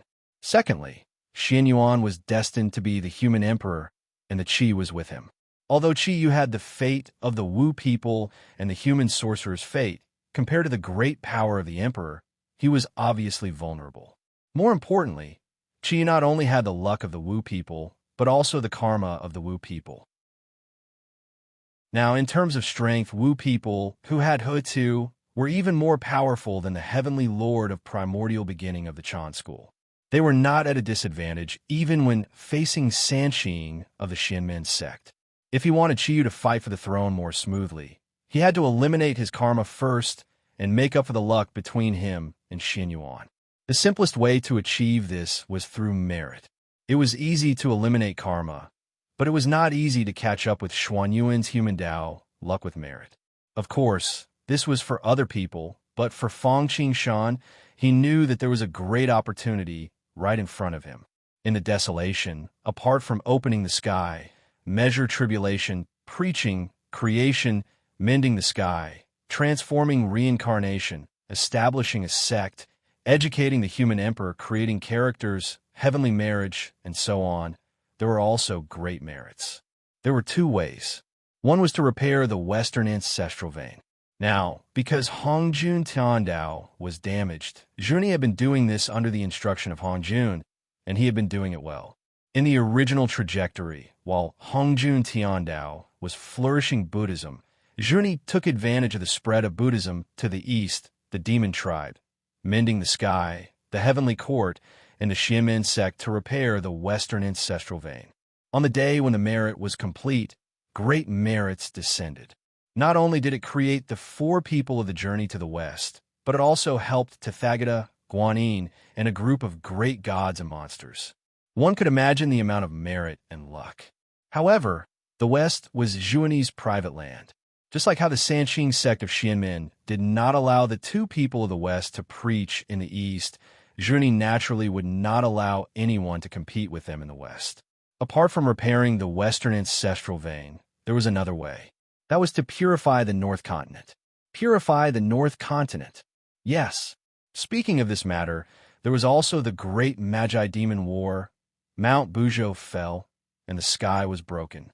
The sky was broken, and Yuan mended it. Mount Buzhou fell, but they needed something to support the sky. Originally, this matter was not difficult, but it was not easy. It was not difficult because only one supreme treasure could stabilize the world. It did not matter if it was the black-yellow exquisite pagoda, the Taiji painting, the Godslayer Pangu's banner, or the heaven and earth cauldron. All of them could replace Mount Buzhou to support the sky. Unfortunately, these supreme treasures were already taken. It would be fine if they were top-notch Khanate spiritual treasures, but who would be willing to give up a Khanate cardinal treasure? There were not many desolation treasures. Other than Sanqing, Zhuanti, and Nuwa did not have any. Those who were willing to sacrifice themselves for others were rare.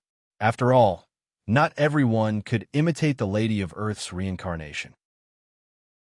Even the Lady of Earth's reincarnation might not be selfless. Fortunately, although they could not use the supreme treasure to support the sky, Tong Tian thought of the black tortoise of the North Sea after Hongjuan's reminder. Although the North Sea seemed to be the territory of the North Sea Dragon Palace or the demon master Kuan, the real overlord was the black tortoise of the North Sea. At the beginning of the world, it was born with the flesh and blood of the chaos demon god. Its cultivation level was not weaker than the primordial chaos. However, at the same time, it had inherited the lethargy and laziness of the tortoise. Therefore, it slept all year round and stirred up some trouble. Unfortunately, even so, it did not escape Hong Jun Tiandao's plot. In the end, its limbs were chopped off by Tong Tian and used as the heavenly pillars. For the living beings of the desolation treasures, this was naturally a joyous thing. However, for the black tortoise, it was a disaster. It cultivated its mind and did not get involved in karma or negative karma. With the strength of the primordial chaos, no one would be able to accept such an ending in the end. Even the injustice of Do, it could cause the flying snow in June, let alone the black tortoise. Its obsession was full of resentment, and it actually turned the entire North Continent into barren mountains and unruly rivers. Although it could not be compared to when Ro blew up the entire Western ancestral vein, the entire North Continent was basically destroyed. Although there was no shortage of spirit chi, it was mixed with resentment and murderous aura. When ordinary people cultivated, it was very easy for them to go berserk. The remaining members of the Sorcerer and Demon clans, after the Great Sorcerer and Demon War, had experienced too many tribulations and were completely unafraid of these things. As for the rest, even ordinary golden immortals would find it difficult to survive here. When the ancient desolation treasures were destroyed, not only did the heavenly pillar collapse and the sky break, but the desolation continent was also broken into countless pieces. Among them, the four largest pieces were the four major continents of today. Among them, the Buddhist sect was in the west, the mystic sect was in the east, and the south continent was occupied by the thousands of races of the desolation continent in various sections. Only the north continent, because of the resentment of the black tortoise, could survive here, apart from the sorcerer and demon clans. This was a quarter of the land of the desolation continent. If someone could purify the resentment of the black tortoise, even if it could not be compared to repairing the Western ancestral vein, it would be similar. With such a huge amount of merit here, why were Sanqing, Niuhua, and even the Gai Juani indifferent?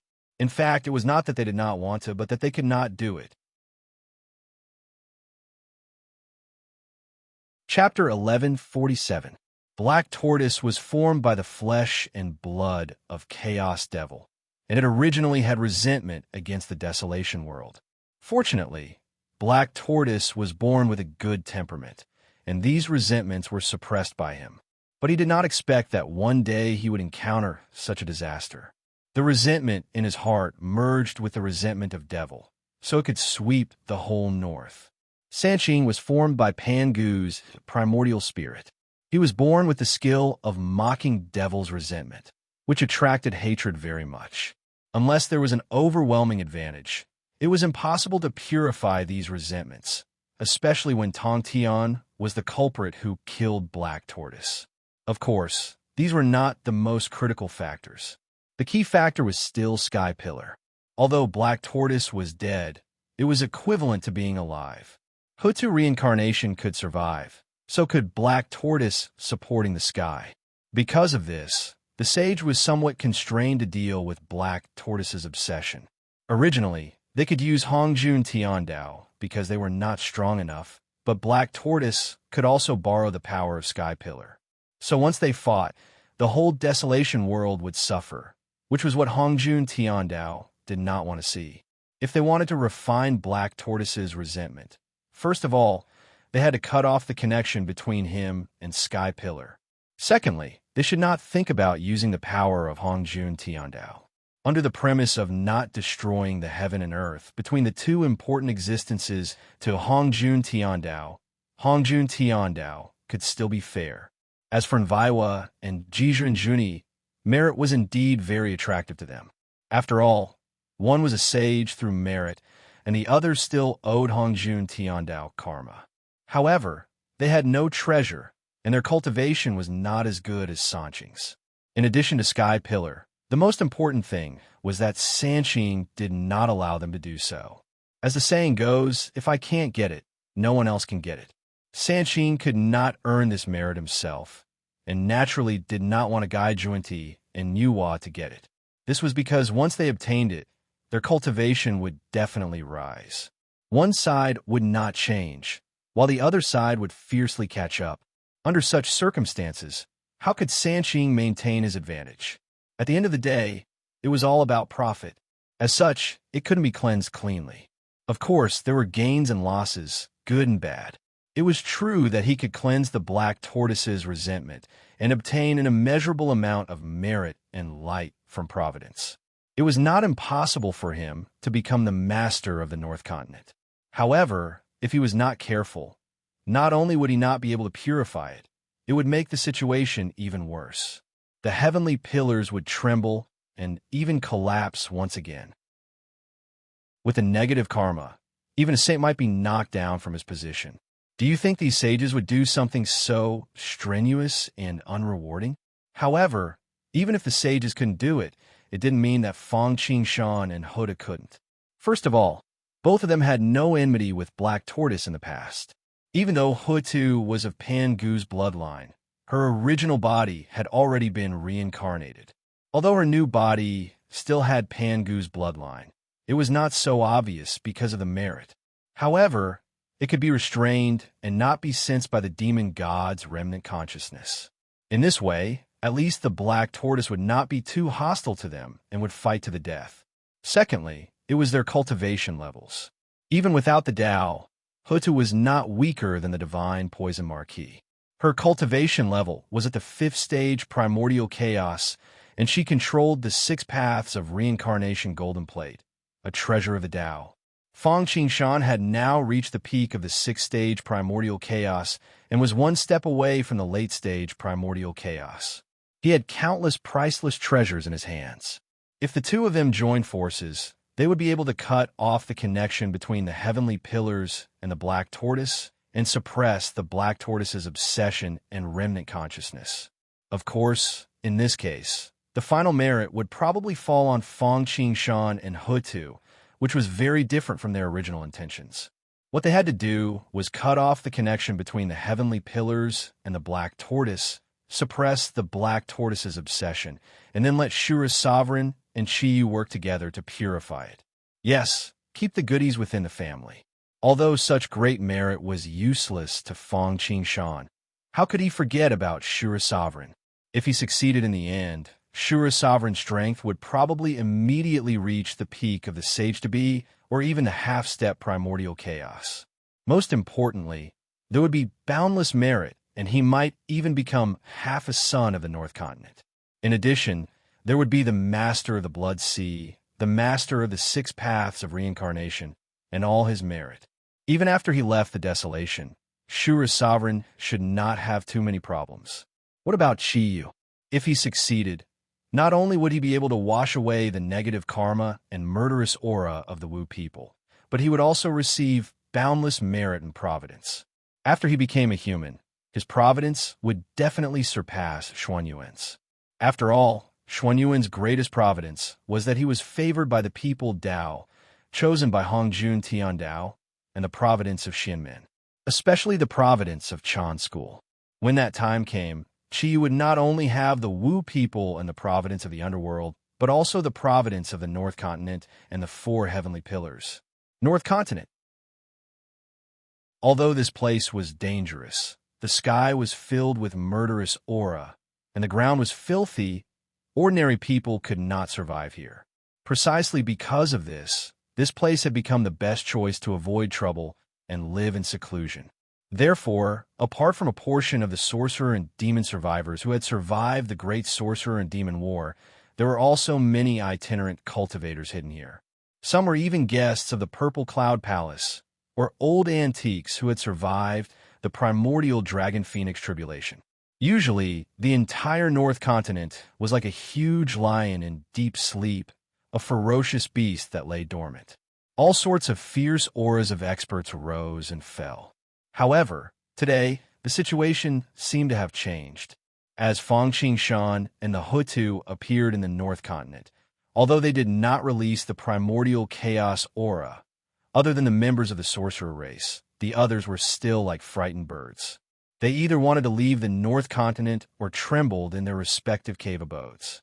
The demons, in particular, were even more terrified when they saw the saint, the Hutu, appear so openly. They were afraid that she would kill them with a slap if she could not take it easy. They were not the only ones. As the Hutu and Fang Shan appeared in the North Continent, the eyes of all the heavens instantly focused on them. The two of them could be said to be the top experts in Hongjun, second only to Yangmei. How could their every move not attract the attention of everyone? Whether it was the frightened demons in the North Continent or the secretly observing eyes in the void, the Hutu and Fang Shan sensed them, but they did not care. As long as Hongjun Tiandao did not interfere, even if everyone else attacked together, what effect would it have on them? Would Hongjun Tiandao attack? The answer was no. Although this matter was led by Fang Shan and the Hutu, the ones who benefited in the end were the Shura Emperor and Qiyu. These two people were not in Hongjun's eyes. Secondly, if this matter succeeded, it would also be of great benefit to Hongjun Tiandao. Of course, if it did not succeed, Hongjun Tiandao would also be happy. This was because, as the leaders, the Hutu and Fang Shan would be in big trouble. The negative karma might not cause them serious injuries, but it would at least cause them to suffer heavy losses. Chapter 1148. Faced with such a situation where one would not be at a disadvantage and would not benefit the enemy, and might even hurt the enemy, anyone would be willing to sit back and watch. In this regard, Fang Shan and Hutu naturally knew. However, neither of them cared. Fang Shan's vision had long been set on the various realms. Desolation was just a stop in the journey of his life. No matter how many schemes Hongjun had, he was just showing off in desolation now. Sooner or later, he would surpass him. On the other hand, if Hongjun was unable to overcome the last immeasurable tribulation, then the only path left for him was death. As for Hutu, she did not think so much. She was only thinking about how to increase Qiyou's chances of becoming the human emperor. Only in this way could the Wu people quickly walk out of their weakness, and Dijiang and the others could recover quickly.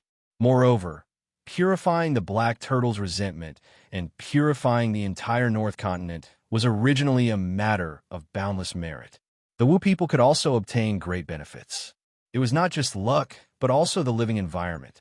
Although the Wu people could also survive in such a barren land, it would limit the Wu people's development, especially for the Wu people who had primordial spirits. It was not a place to stay for long. Yes, the Wu people originally did not have primordial spirits. However, after Hutu, Ho-E, and Qiyou's primordial spirits appeared one after another, this situation seemed to have changed. The pure Wu people were fine. They were no different from before. No one knew when they would be able to give birth to a primordial spirit. However, it was different for sorcerers. When they cultivated to a certain realm, they could easily give birth to a primordial spirit. As for being impure, they could still purify their bloodline.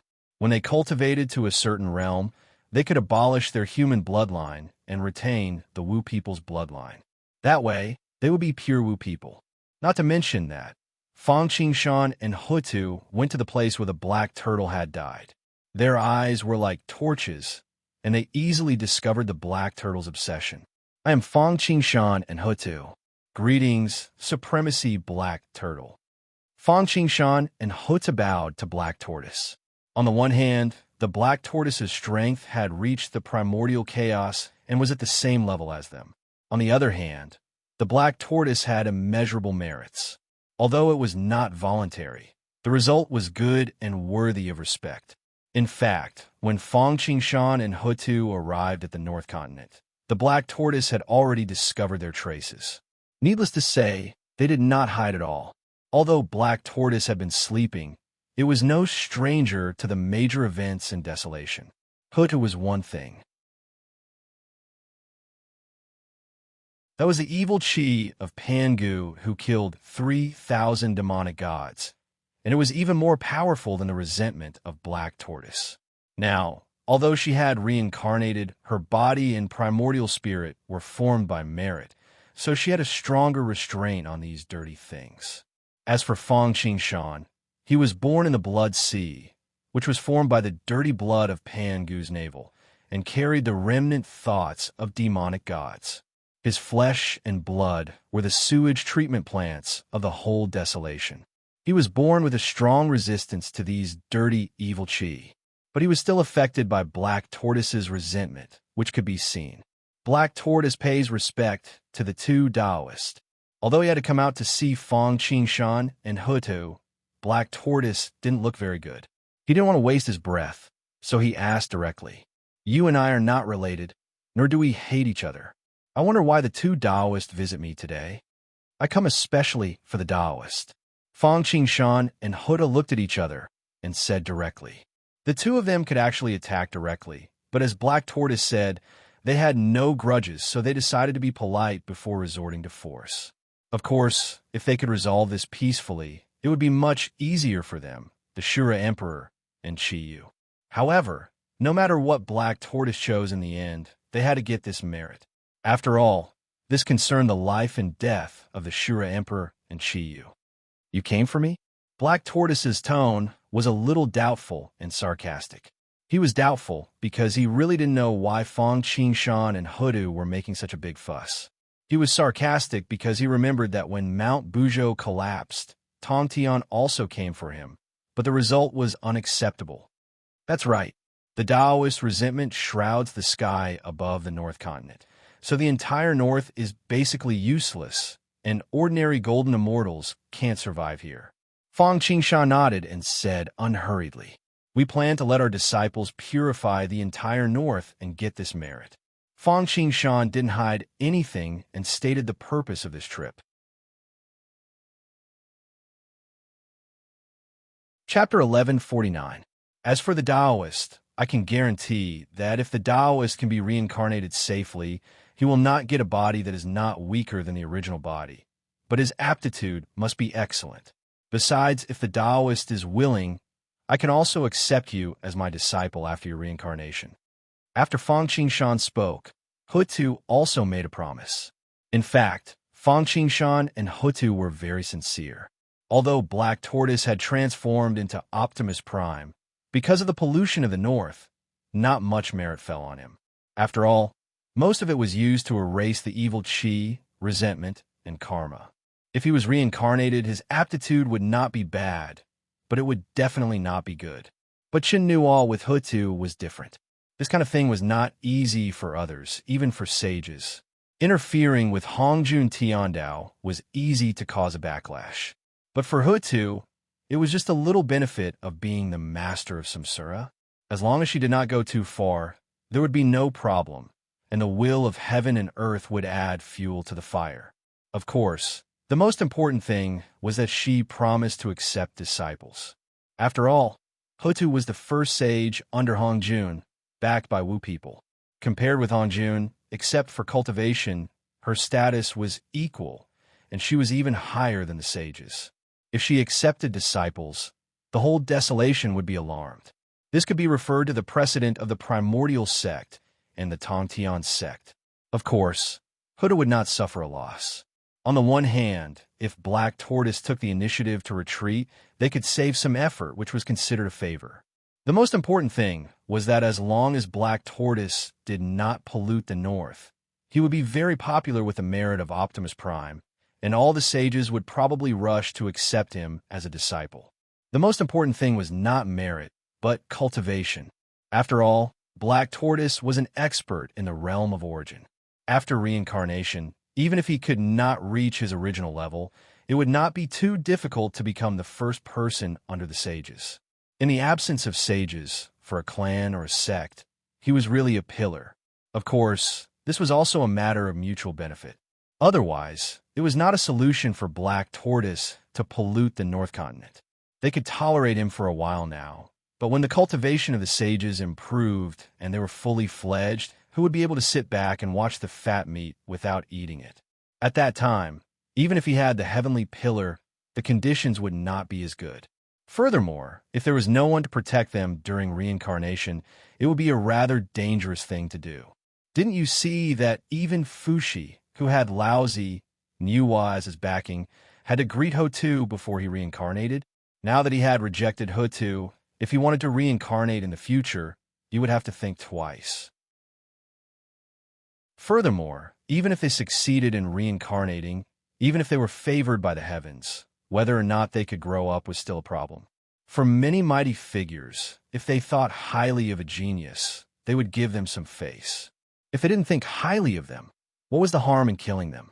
Needless to say, if they were to encounter another child of luck, they would be overwhelmed by their strength and have their luck snatched away.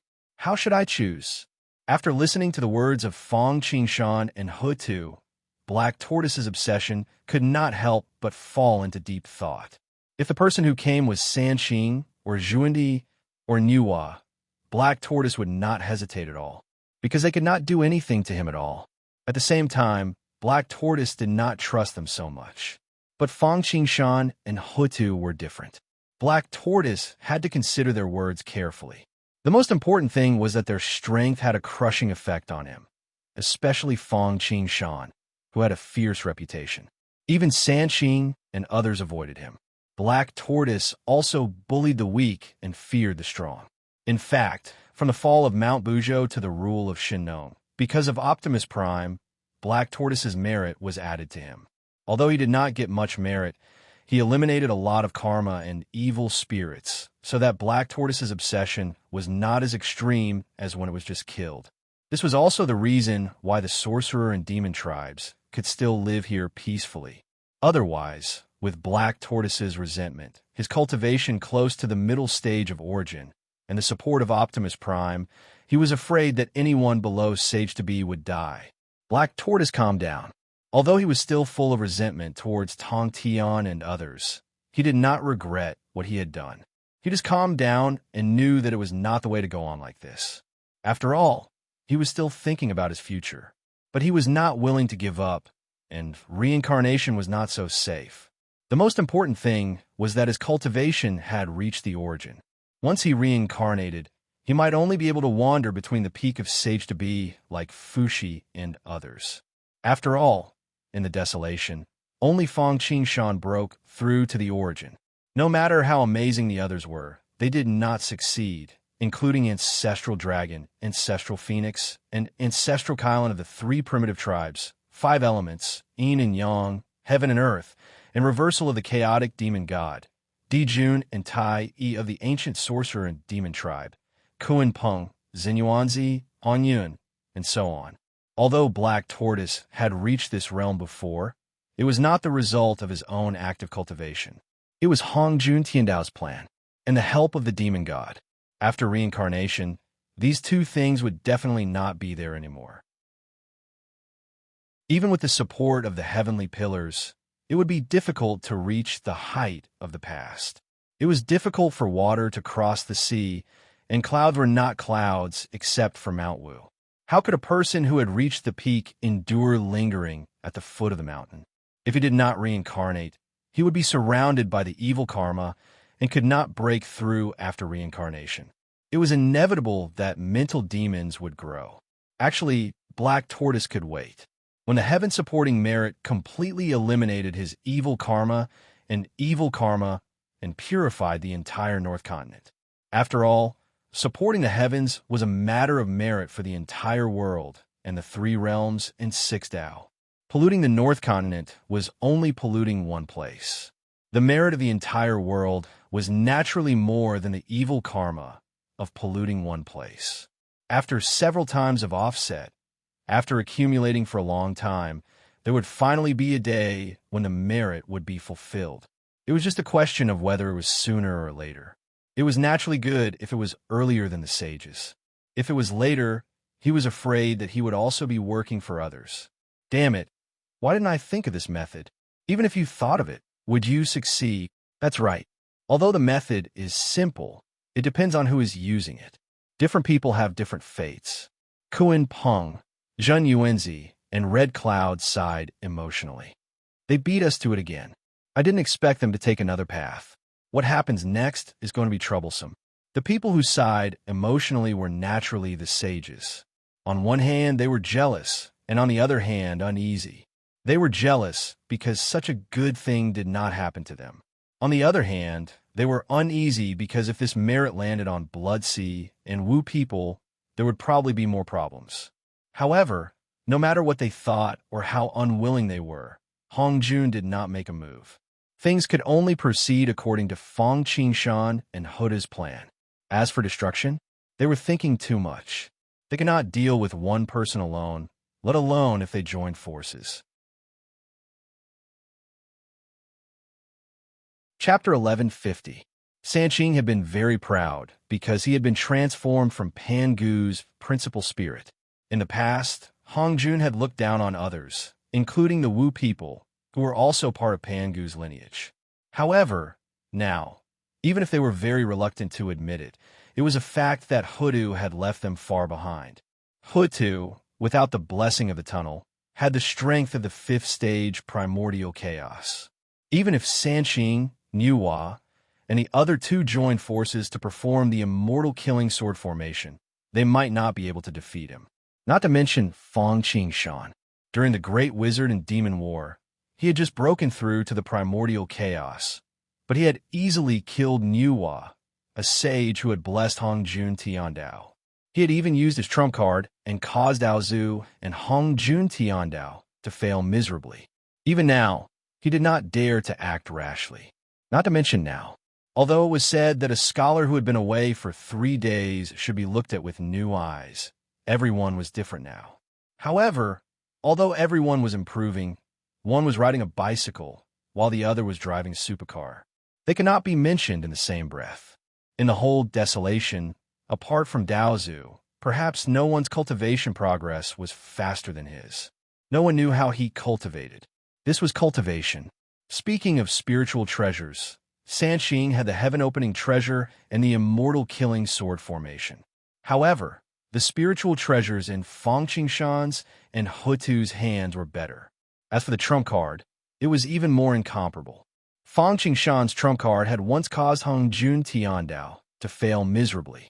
Although no one knew what the trump card of the Wu people in Hudu was, it was definitely not a trivial matter, judging from the fact that Hong Jun Tiandao did not dare to attack directly and could only plot against the Wu people step by step. In this way, there was no chance of victory at all. Do you think that the saint who cherished his reputation would still dare to act blindly, without thinking? The most important thing was that if they died in the hands of Fang Qingshan in the end, they would not only have no credit but also distress. Instead, they would really suffer in silence, because Hong Jun would not seek justice for them.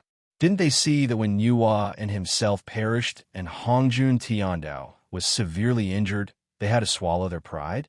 They might even vent their anger on them for consuming Hong Jun Tiandao's source, causing Hong Jun Tiandao to weaken. If they couldn't gain anything, they might even suffer a great loss. After weighing the pros and cons, anyone with a bit of rationality would make a wise choice. Regardless of what others thought, Black Tortoise finally made a decision after thinking for a while. In fact, after Fang Qingshan and Hutu showed up, his decision didn't matter anymore. Because no matter what he decided, there were only 2 choices. One was to refuse a toast only to be forced to drink a forfeit, and the other was to do his best to plot for himself. But no matter which one it was, it would not change the decision and harvest of Fang Qingshan and Hutu. However, this decision was related to Black Tortoise's own interests. To resist stubbornly and then be suppressed by blood, or to obey the will of the people and save himself and others. It was all up to him. It seems that you have made a decision. What do you think? Seeing Black Tortoise relaxed its eyebrows and let out a long breath, Fang Qingshan and Hutu asked with a faint smile. They didn't care much about Black Tortoise's choice. The reason why they made such a move was just because of its nature and to lighten the burden of its disciples. After all, without Black Tortoise's hindrance, it would be easier and faster for them to purify the evil qi. I have 3 conditions. Black Tortoise took a deep breath and said his requirements. Go ahead. Fang Qingshan nodded and waved his hand. One is to reincarnate. I need a top-level aptitude. Although there were many times when there was no lack of good-for-nothings who could turn the tables, they were extremely rare. Moreover, all of them had great fortuitous encounters, and with the help of these fortuitous encounters, their aptitudes had long been improved. Therefore, there was no good-for-nothing at all. Anyone who could cultivate to a high realm could have poor aptitude. It was a joke. A good aptitude was an innate factor and foundation for the pursuit of the Great Way, which could make you go faster and farther. Black Tortoise was committed to restoring his cultivation of the origin, so he naturally needed a body with top-level aptitude. Although it was not comparable to the original Black Tortoise's body, it could not be much weaker. Only in this way could he restore his cultivation faster and pursue the origin. No problem. Hutu waved his hand and agreed.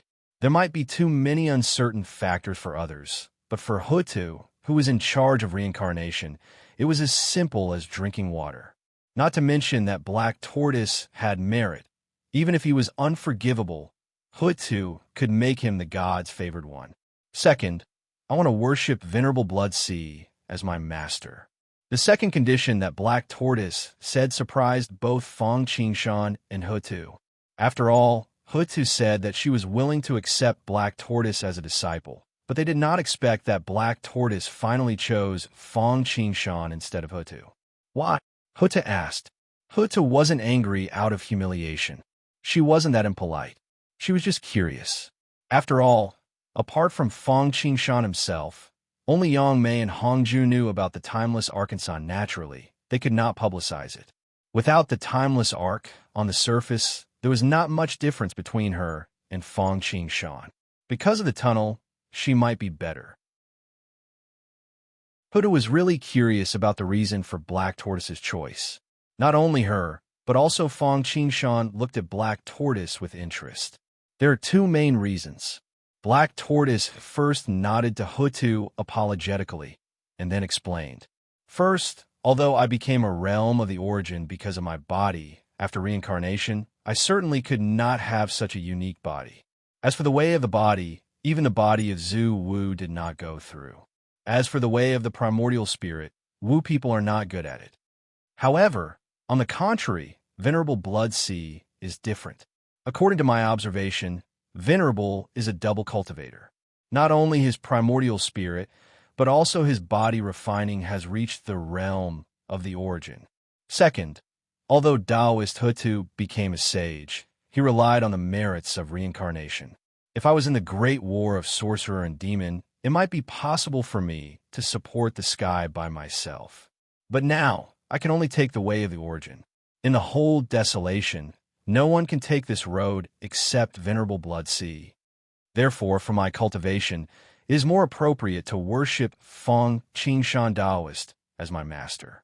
I see it is a wise choice. Hearing Black Tortoise's words, Hutu deeply agreed. Indeed, although Wu people might have a primordial spirit now, in terms of the cultivation of the way of the primordial spirit, he was obviously not as good as other schools. As for the way of the body refining, even Wu people himself had not gone through it. They, who had the blood of Pangu, had not gone through it, let alone others. However, Fang Qingshan was different. If you wanted to train your body, he could teach you how to train your body. If you want to train your qi, he could also teach you how to train your qi. Moreover, he had walked both paths and was very experienced. Now, it was up to Fang Qingshan to make a choice. Hutu and Black Tortoise looked at him at the same time. Chapter 1151. You're very good. Fang Qingshan nodded and appreciated Black Tortoise's wise move. But then he changed the topic. You only see the benefits, but you don't notice the hidden danger behind it. Hidden danger? Black Tortoise frowned. If he didn't know that Fang Qingshan's cultivation would not lie about this, Black Tortoise would suspect that he was deliberately evading. However, Hutu's eyes flashed, and she had some guesses. Yes, good fortune is accompanied by misfortune, and misfortune is accompanied by good fortune. There is no perfect thing in this world. Although there are benefits for you to be my disciple, you will also bear the corresponding cause and effect. Fong Qingshan said lightly. What cause and effect? Black Tortoise asked. First of all, the enemy. Fong Qingshan said lightly. You should know what happened in the first great war of liches and demons. Although he hasn't done anything until now, you don't think he has forgotten. Although Fong Qingshan didn't say who he was, Huta looked clear. Even Black Tortoise's pupils shrank into the size of needle. They all knew that Fong Qingshan was talking about Hongjun Tiandao. The so-called breaking people's chance was like killing their parents. This hatred was absolutely irreconcilable. Because of Fong Qingshan, Hongjun Tiandao was first hit hard. Then, the tunnel was out of control, and the desolation could not be controlled perfectly. Anyone would take the new hatred and old hatred to heart. Not to mention Daozu, who had always been high and mighty and had never suffered such a big loss. Although he didn't take action now, it didn't mean that he wouldn't take action in the future. When he really took action, it must be when he thought it was foolproof. Maybe Fong Qingshan would be fine because he had a trump card, but it couldn't guarantee that his disciples could pass the test safely. After all, once Fong Qingshan was restrained, the Sage of Desolation was not easy to deal with. They didn't dare to take action against Fong Qingshan, but it was easy to deal with Fong Qingshan's disciples. Do you know why painstakingly plotted for the Shura Sovereign? When Hutu and Black Tortoise were pondering, Fong Qingshan asked a question. Plotting for merit? Hutu and Black Tortoise were at a loss. Why else? Merit was such a good thing. If he could get his hands on it, he would naturally make a move. The more the better. Could it be that there was another purpose besides helping the Shura Sovereign increase his cultivation? The two of them were puzzled. Because I'm about to leave the desolation, I want to leave a life-saving method for him before that. Before the two of them could figure it out and ask any questions, Fong Qingshan had already told them what had happened. What? Are you leaving desolation? As soon as these words were spoken, it was like a bolt from the blue that struck the primordial spirits of Ho-Tu and Ho-Tu's day. No one would have thought that besides Yang Mei, even Hongjun Tiandao didn't know that Fong Qingshan had already planned to leave the desolation. How could this be? This news was really not good news, which instantly made Hutu and Black Tortoise feel depressed. After all, the Blood Sea and the Wu people were allies. But once Fong Qingshan left, the Wu people would be isolated and helpless again. Although the current situation seemed to be better than before, it was not much better. What about Black Tortoise? He planned to worship Fong Qingshan as his teacher. Now this teacher was not going to stay in the desolation, which put him in a dilemma. Why? Hutu asked first. The desolation is too small. It can't satisfy my cultivation anymore. If I want to cultivate faster and reach a higher state, it is imperative to leave the desolation. Fong Qingshan said in a light tone. Hearing this, Hutu and Black Tortoise were speechless. Hutu had originally thought that after her cultivation had broken through to the 5th stage primordial chaos realm, she had basically caught up to Fong Qingshan. Even if he still had a trump card, she could also use the Earth Tunnel and the Sorcerer Tribe's trump card. However, now she knew that the gap between them was not in the cultivation state, the trump card, the spiritual treasure, or the divine sense, but in the vision. For her, the desolation was everything. But for Fong Qingshan, it was just a low-lying land and in a place to rest. His eyes were already on the infinite world of the void. However, it was not easy to go to the infinite world of the heavens and the infinite world of the void. Hutu learned from Pan Gu's inheritance that the infinite world of the heavens and the infinite world of the heavens and the infinite world of the heavens were really heroes. In terms of a sect, the realm of the origin could only be regarded as someone who had just entered the inner core. The immortal realm was the true inheritance. Above the immortal realm, the divine king, the divine emperor, and the divine emperor were the real giants. Of course, the most important thing was that the infinite world of the void was too big. If there was no shortcut to go from one side of the chaos to another, it was enough to make people crazy. But what Hutu didn't know was that Fong Qingshan not only had the timeless arc, but also the infinite chessboard. Especially the infinite chessboard. With the improvement of Fong Qingshan's cultivation, it had more and more luck. its quality was no less than those treasures in his hands. In the past, he could only travel between different macro worlds in the same chaos. Now, he could travel between two chaos worlds in a short distance. Moreover, they didn't know that some foreign visitors had come to the desolation through the wormhole. If they could find the wormhole, it would be easier to leave the chaotic world of Pangu. Let's not talk about this. After the initial shock, Black Tortoise was more determined to worship Fong Qingshan as his master. In addition to the benefits mentioned earlier, there was actually another point to worship Fong Qingshan as his master. That was Fong Qingshan's cultivation speed in the primordial chaos realm. It was reasonable to say that the cultivation of the primordial chaos realm in the desolation would definitely be suppressed by Hongjun Tiandao and could not be compared with the cultivation of the sage. After all, the sage's primordial spirit was placed in Hongjun Tiandao. Although it was not as good as Daozu's path integration, it was definitely faster than the primordial chaos realm in terms of cultivation. However, this was broken by Fong Qingshan. After breaking through to the primordial chaos realm, Fong Qingshan's speed did not slow down at all. Instead, it soared and almost caught up with Hongjuan's path integration. As a result, Fong Qingshan had to leave the desolation and go to the infinite void to pursue a higher level in realm. This was also very important to Black Tortoise. After all, he had great ambitions.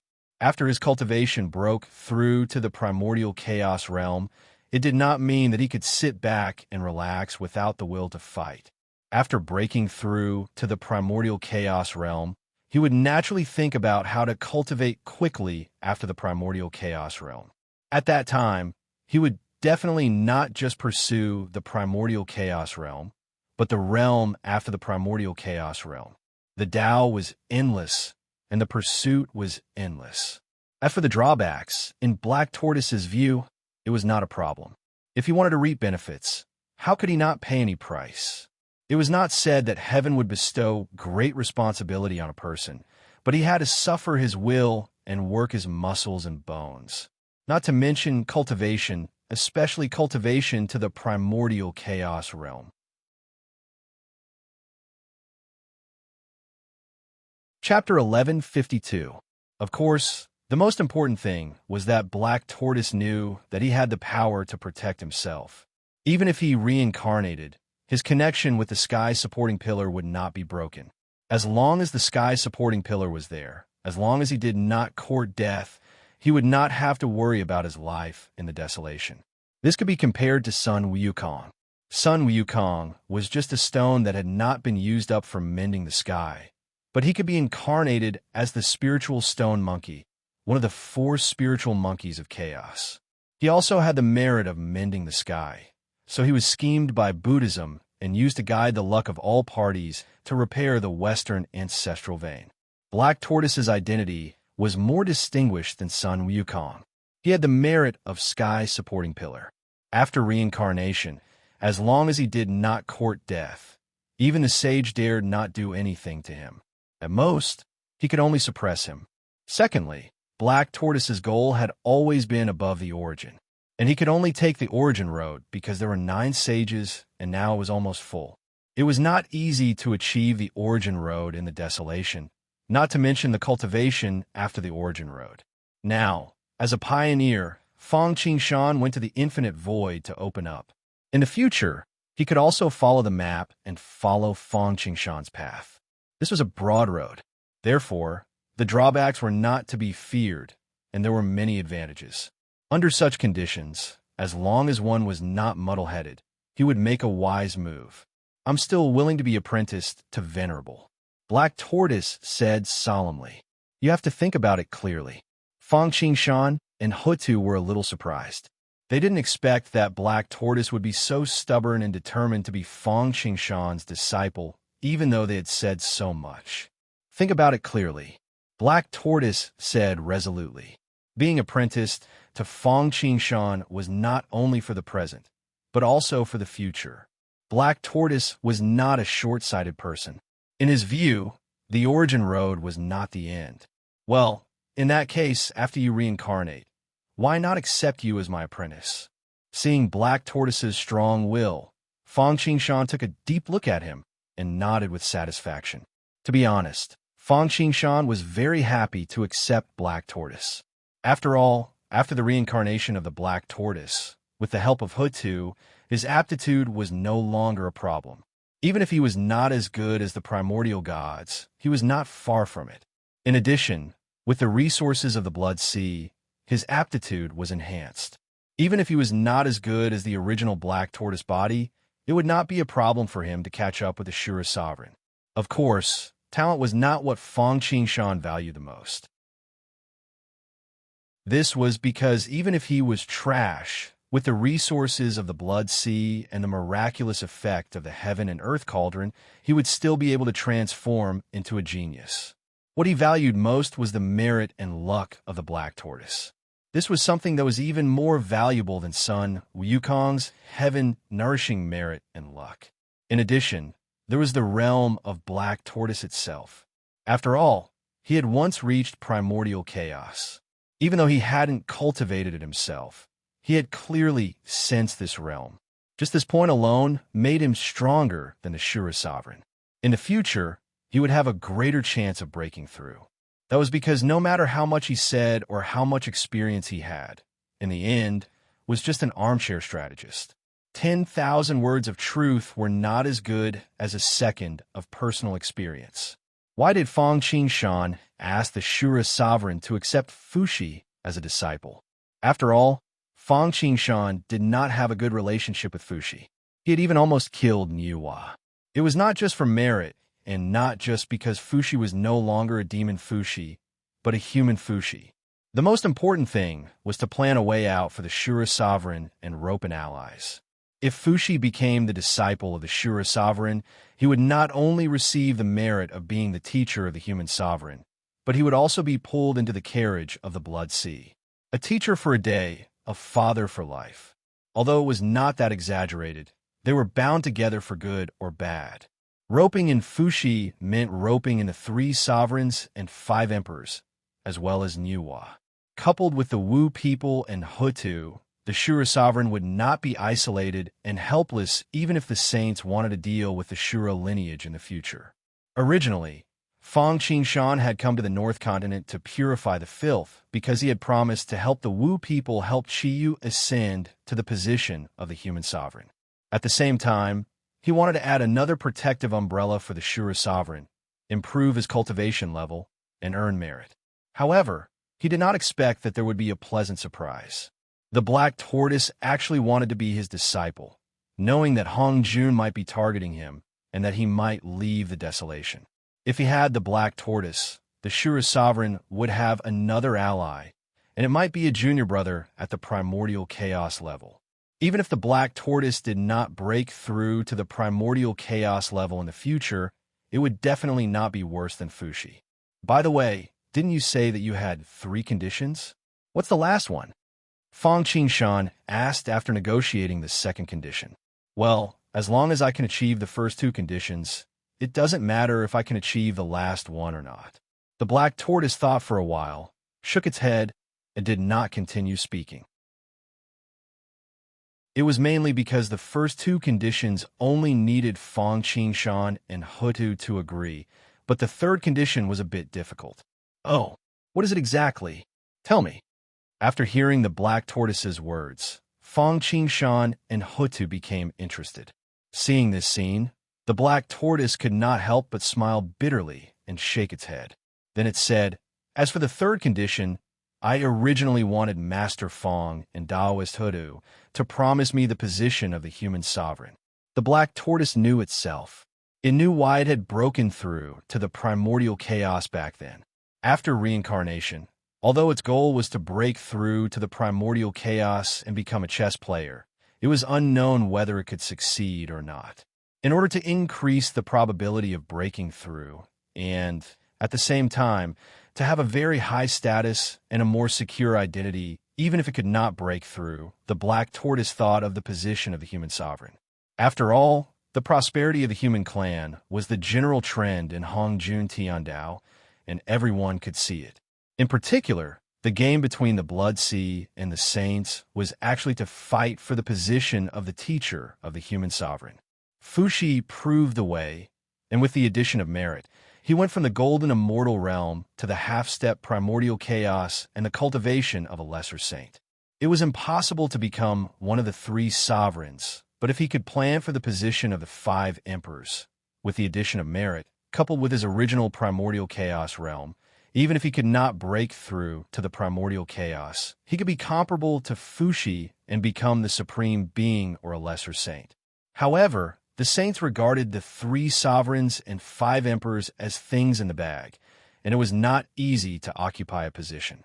Didn't Fang Qingshan just let the surest sovereign occupy a position of the teacher of a human sovereign, and Sanxing and the others could not wait to change the pace?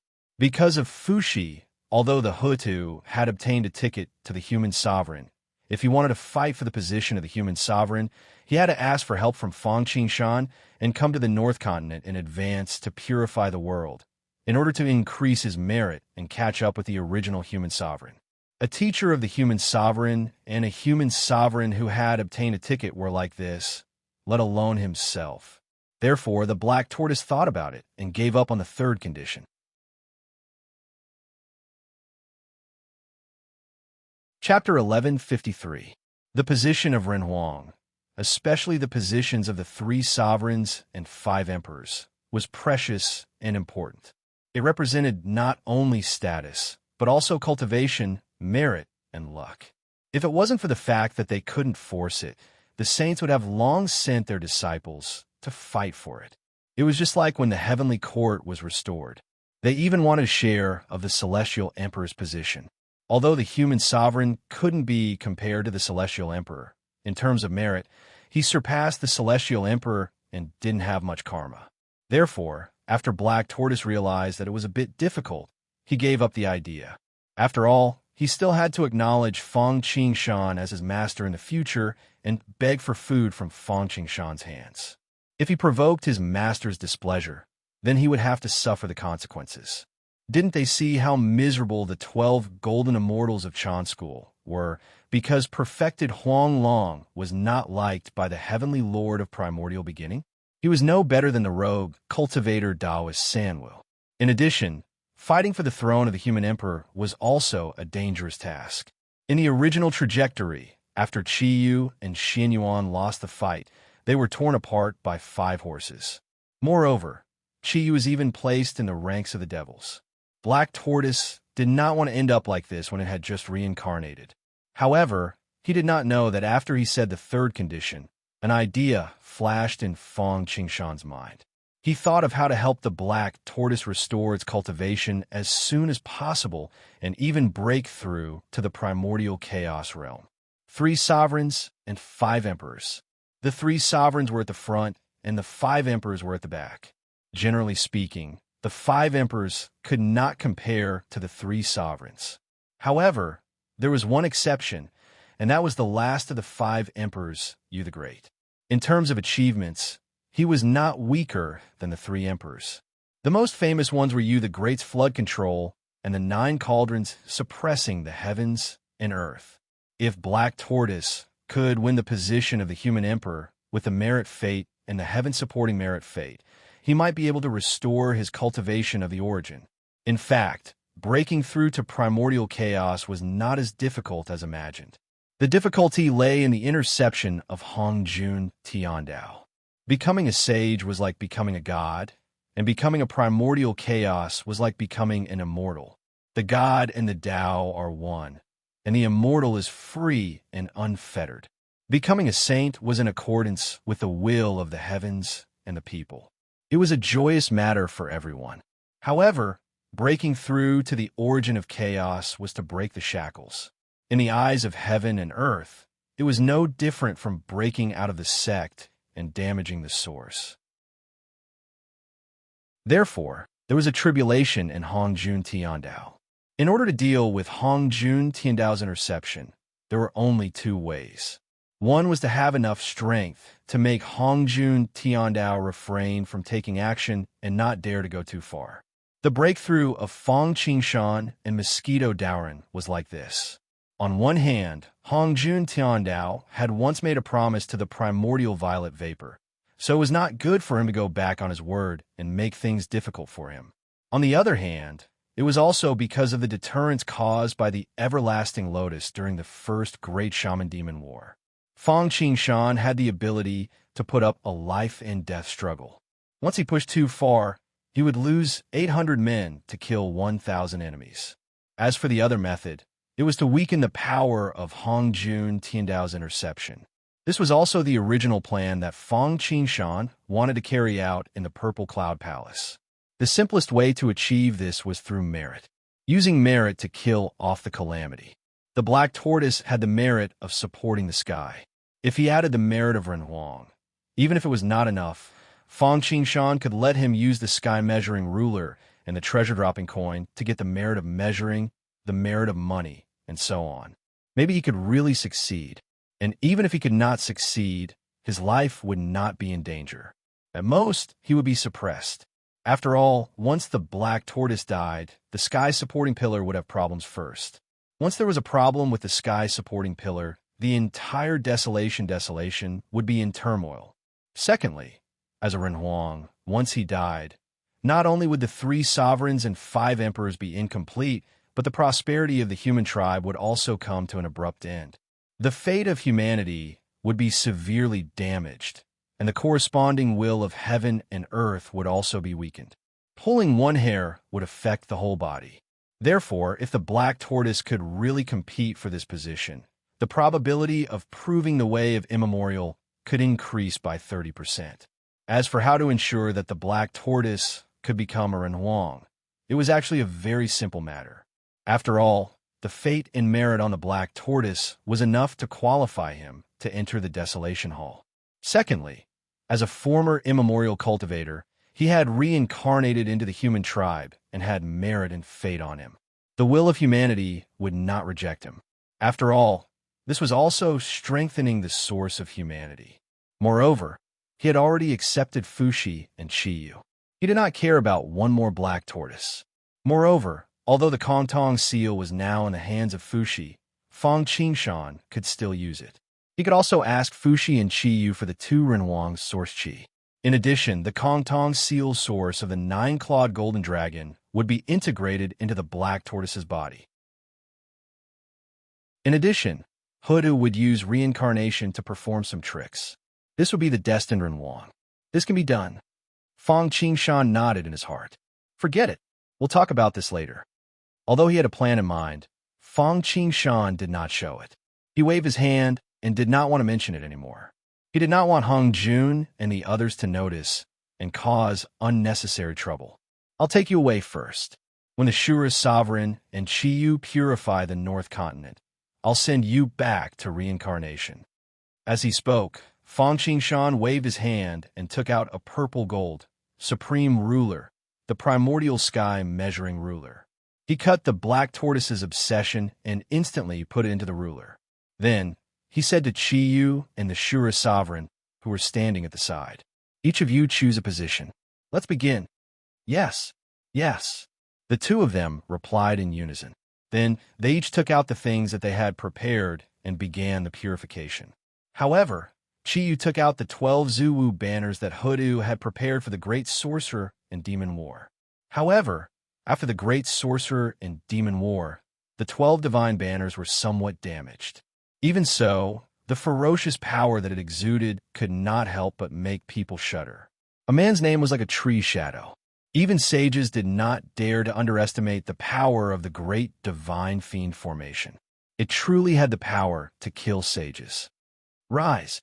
Qiyu opened his mouth and spat out a mouthful of blood on the 12 Zuwu banners. Then he tossed them out. Rumble. Instantly, the entire sky changed color. "Sorcerer! Sorcerer! Sorcerer!" With a loud roar, 12 figures instantly appeared between the sky and the earth. They were like 12 heavenly pillars that supported the heavens and the earth. In a trance, this moment returned to the time when the ancient sorcerer and demon dominated the world. Everyone had to look up to the sorcerer and demon. Of course, at this moment, the 12 Zhu Wu's figures were a little illusory. However, as a pitch-black wave swept over like a huge wave, the situation changed drastically. These waves were none other than the murderous aura that had been summoned by the Great Divine Fiend formation and had spread throughout the entire North Continent. The aura was like a rainbow, and it came with great ferocity. Its speed was so fast that it was terrifying. Everywhere it went, rocks, grass, and trees were all turned into dust. Not a single thing remained.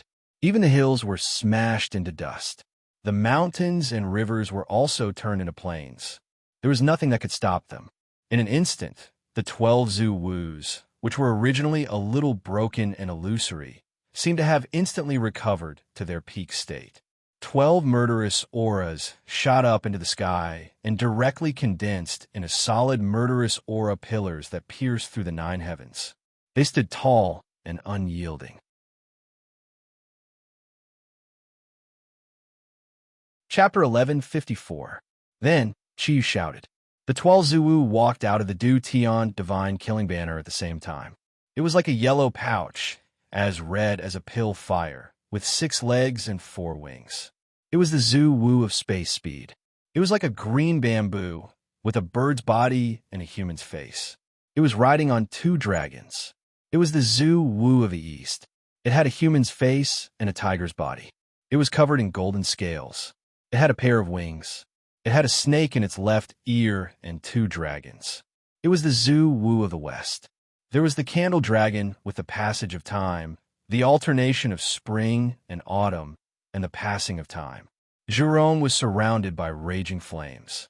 Heavenly fire set the prairie ablaze, and he had a fiery temper. There was Ho-E of the earth. He was virtuous and could shoot 9 suns. There was the purple lightning fire dragon. Black clouds covered the city. Chong Liang of the heavenly punishment. As the 12 Zu-Wu revealed their true forms, the baneful aura of the entire North Continent gathered like birds returning to the forest and rivers returning to the sea. For a moment, everyone felt a chill run down their spines. They felt a bone-piercing sharpness sweep over. Illusions started to appear in their eyes. The Du Tian Divine Killing Array was indeed the Du Tian Divine Killing Array. Even though the person who cast it was not the 12 Zu-Wu, but Chi Yu, who was holding the broken Du Tian Divine Killing Banner.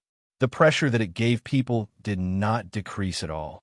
Chi Yu's method of purifying the North Continent was to use the Capital Heaven Divine Killing Banner to devour all the murderous aura. Not only would he achieve his goal, but he would also be able to repair the Sorcerer Tribe's 12 Capital Heaven Divine Killing Banner.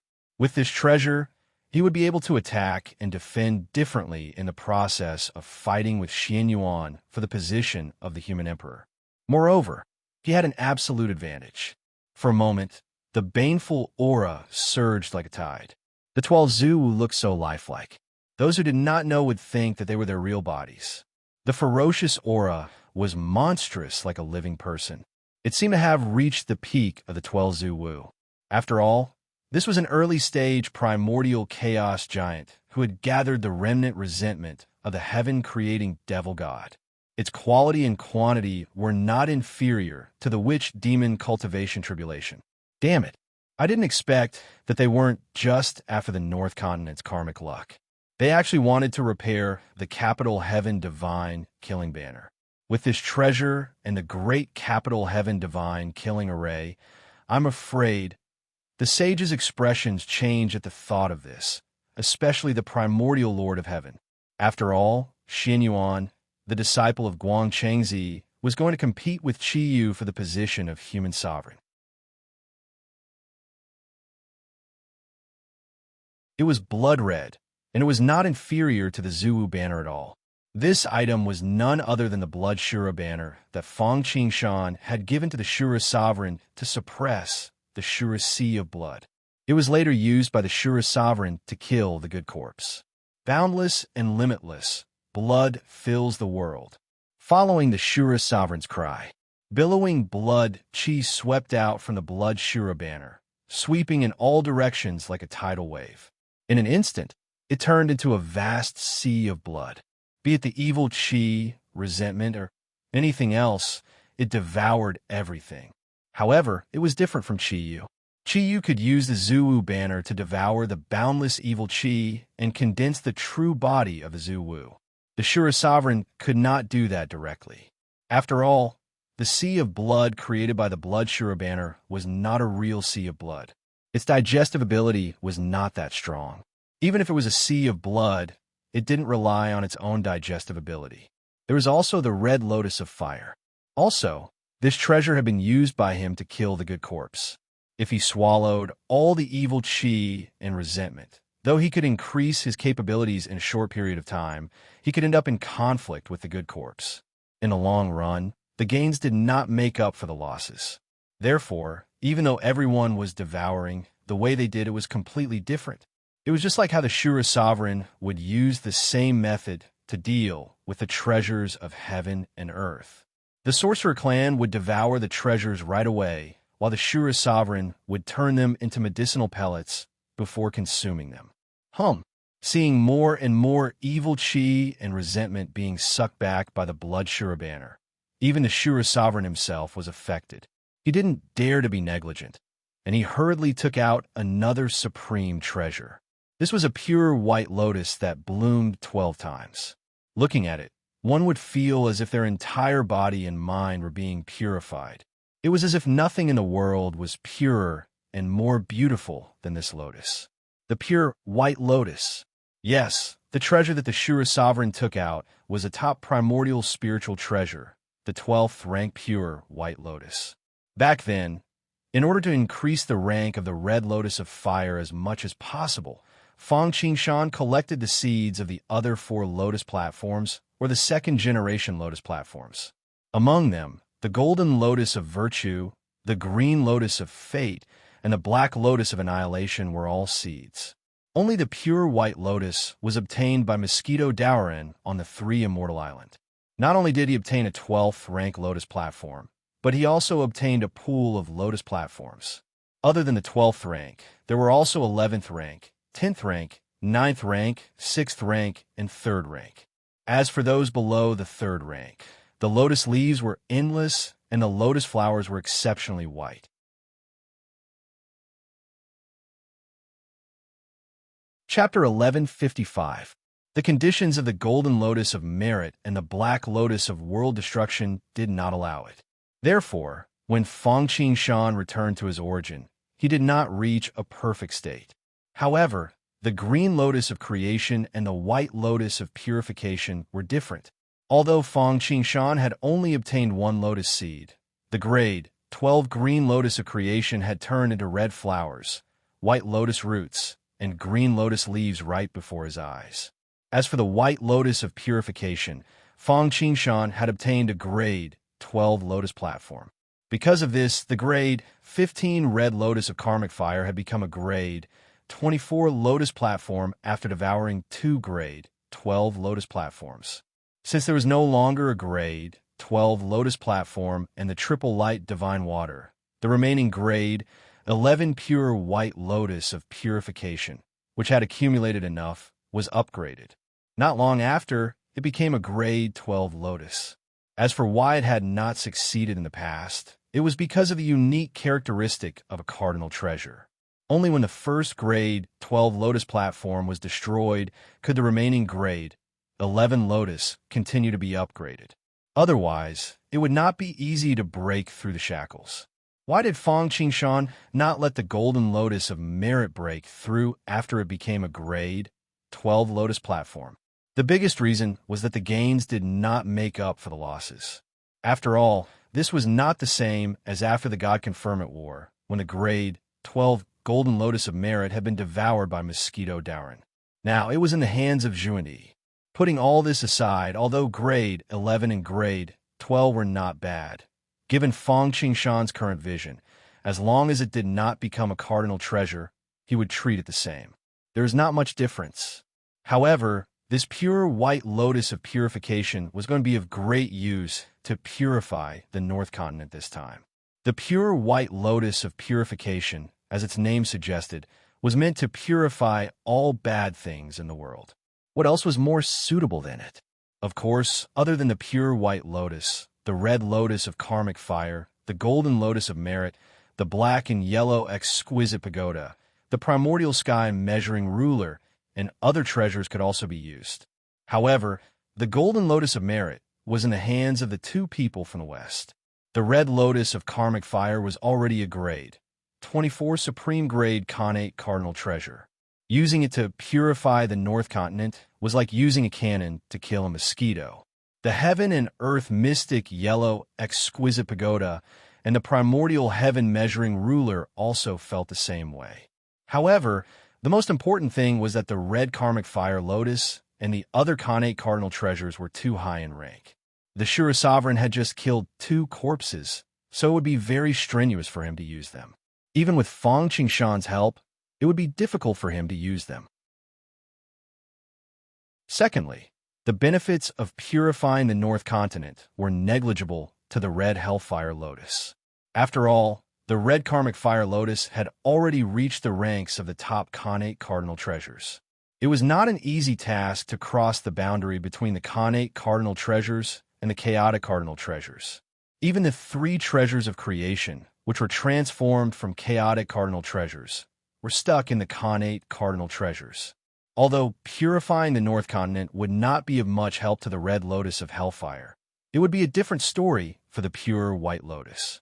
First of all, this was his essential task. Once it was completed, the origin and rule of purification in it would be greatly enhanced. Secondly, the 12th tier pure white lotus had already reached the limit of a connate numinous treasure. If the origin was enhanced, with the help of merit, he might be able to add another connate cardinal treasure. Although it would not be easy to break through to a connate cardinal treasure, it was still possible to break through to a chaos spiritual treasure.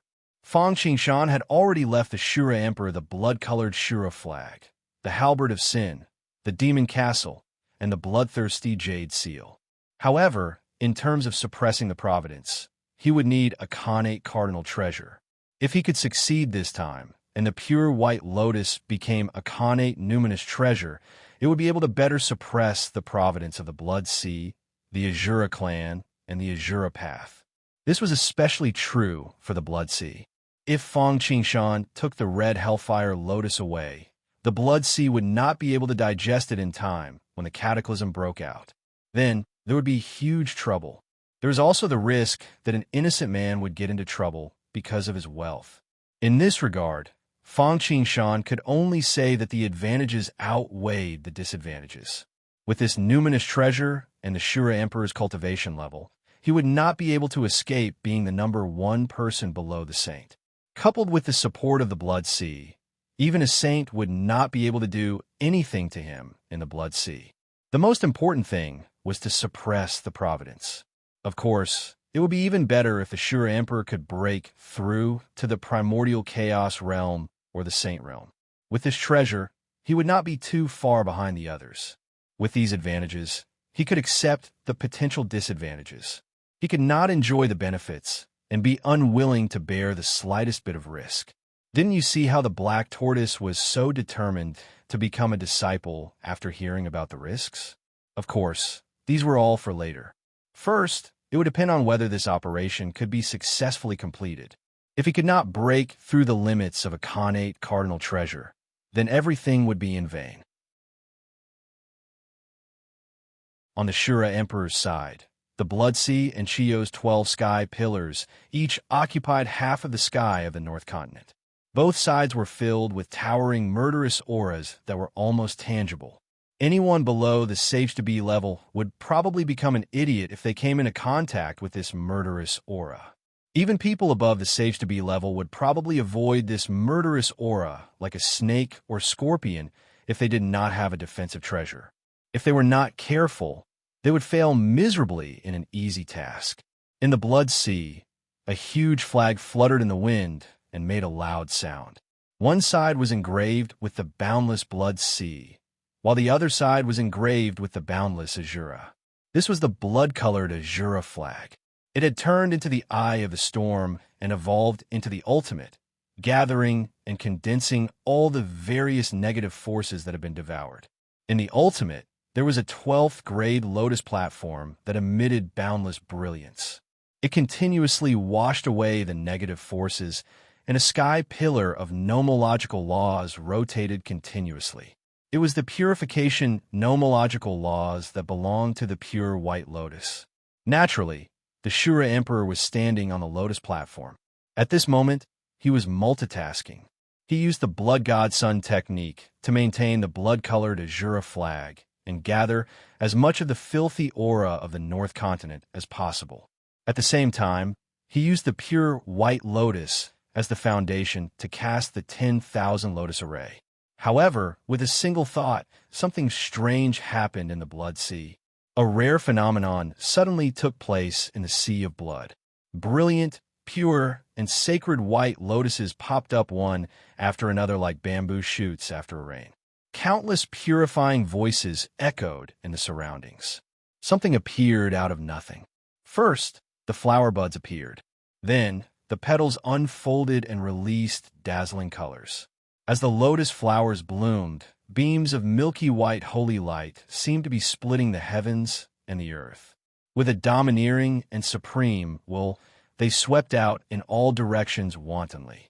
Every white lotus was like the blood sea, or rather, the nemesis of the filthy aura of heaven and earth. When they touched it, it was like the winter snow meeting the spring sun. They would vanish into thin air. With Feng Qingshan and the Hutu suppressing the situation, there were no other saints interfering, and there was no resentment from the black tortoise that would not rest until it died. On top of that, the baneful aura and bad luck of the North Continent were like 18 lifetimes of bad luck when they encountered the great divine fiend array and the world-cleansing white lotus. Therefore, everything went surprisingly smoothly. Moreover, because the North Continent's actions were too big, they even stole the limelight of Shen Nong's reign. As a result, everyone's attention was focused on them. Shen Nong was about to reach Tao validation, but he did not know.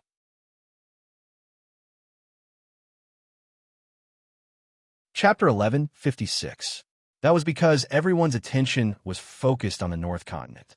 Shen Nong's rule did not cause as much of a commotion as Fushi's evolution of the 8 trigrams that revealed the secrets of the heavens.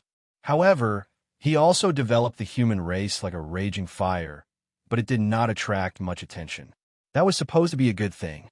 However, something happened that almost caused Shen Nong to be unable to recover. His great cause of the human emperor was ruined. Shen Nong had a daughter named Jingwei. That was because Shen Nong was like Fushi. They were both workaholics who worried about the world first and rejoiced in the joys of the world later.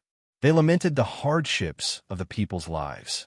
During his reign, he focused on how to govern the human race and lead it to prosperity. Naturally, he neglected to take care of Jingwei.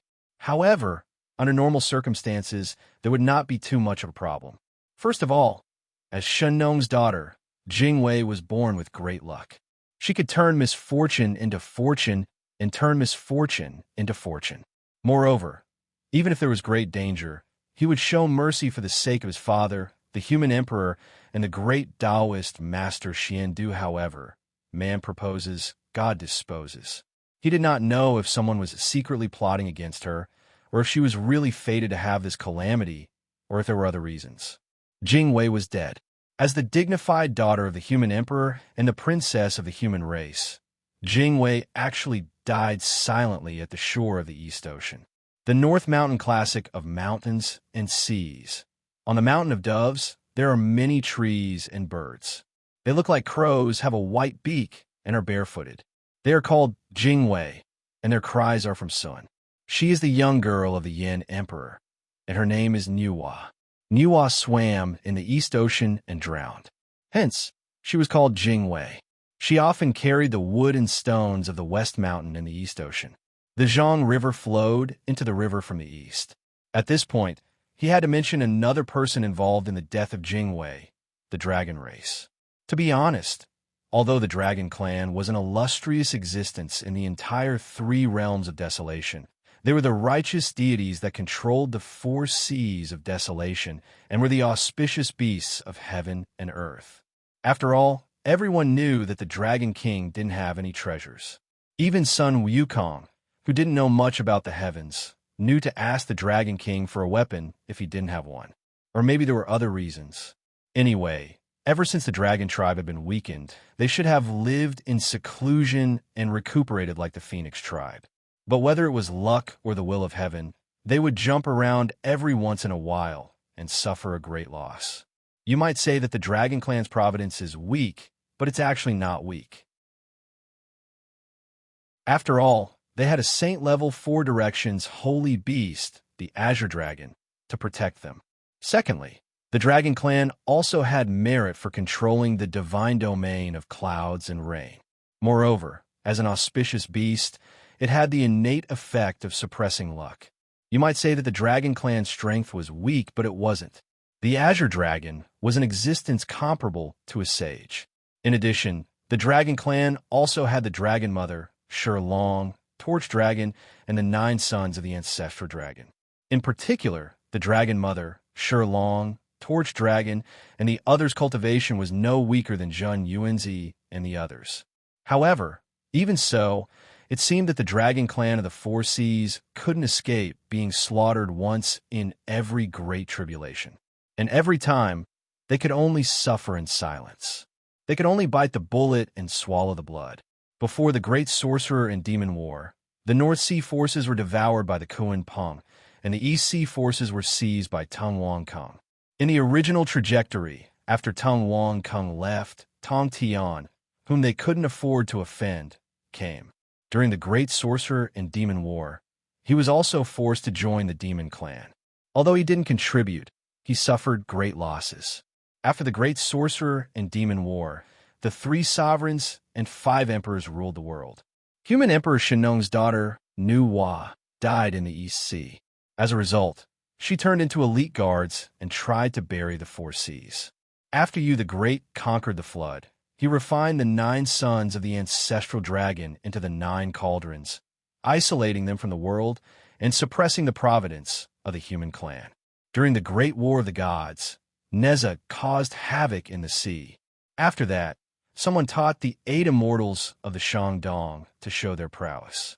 During the journey to the west, Sun Wukong snatched the Dragon Palace. Everything pointed to one thing, and that was that the Dragon Clan was a tragedy. Although they weren't weak, they couldn't afford to offend any of these things. Kuan Peng, Tang Wang Kung, the Demon Clan, Shennong, Laozi, Yu the Great, Nuwa, Primordial Lord, putting aside the Dragon Clan, Shennong and Fushi were the same. They spent all day and night governing the human clan. Otherwise, they wouldn't have neglected Nuwa. It was only when Nuwa died that Shennong, as her father, sensed it. "My son." Shennong felt a sharp pain in his heart. He opened his mouth and spat out a mouthful of blood. If not for the fact that someone beside him had quickly supported him, he would have fallen to the ground. That sudden incident almost caused Shennong to be unable to recover. After all, his body was already a little ill from overwork. Moreover, unlike Fushi, Shennong almost died once because he had tasted all kinds of herbs.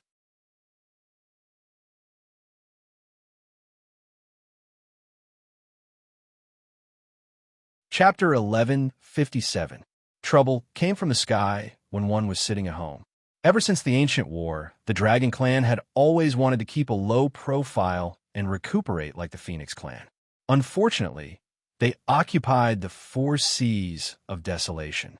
No matter how low-key they were, it was useless to show weakness. First, it was the Kuan Peng, Tang Wang Kung, and then the demons. Although the Dragon Clan was not weak, they could only feign civility due to the tribulation and the demon strength. Fortunately, the Great Magi-Demon War ended. The Magi-Demon race and the Magi-Demon race declined like the Dragon Clan and the Phoenix Clan. Although the human clan had risen again, it would obviously take some time for them to grow. This was the best time for the Dragon Clan to recover. Unfortunately, things did not go according to their wishes.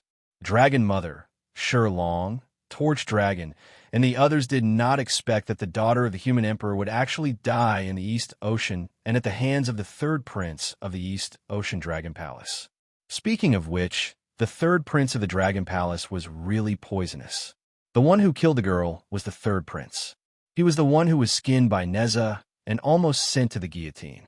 In the end, he turned into a horse. Not to mention, it was a huge matter that the girl had died in the hands of the Dragon Clan.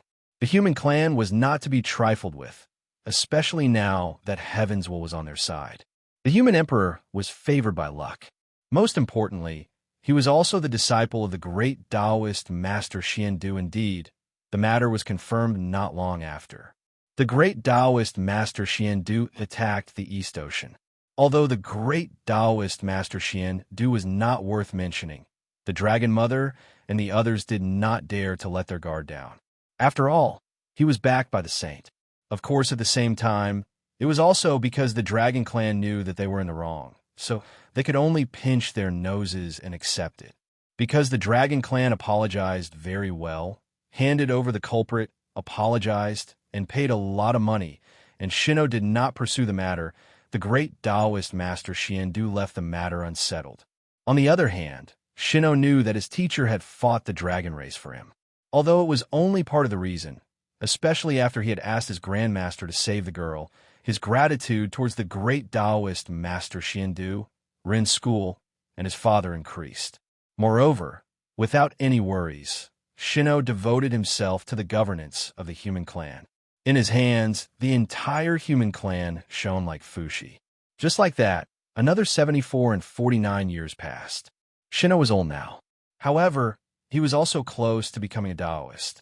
At the same time, Guangchengzi had already brought Xianyuan to see Fushi, just like the last time the great master Xuandu brought Shino to see Fushi. He explained that Xianyuan was the destined human emperor and hoped that Shino would pass the throne to Xianyuan. Shino was not very happy about this. However, after all, the three religions were related. Guangchengzi was his martial uncle, and Xianyuan could be said to be his junior brother. For the sake of the great master Xiandu, and most importantly, according to Shino's secret investigation, Xianyuan was indeed a good successor. In the end, he relented, back to the North Continent. Because Fang Qingshan and the Hutu were in charge, no one dared to play tricks under their noses. Without the Black Tortoise's resentment, Qi Yu and Shura Sovereign were even more powerful.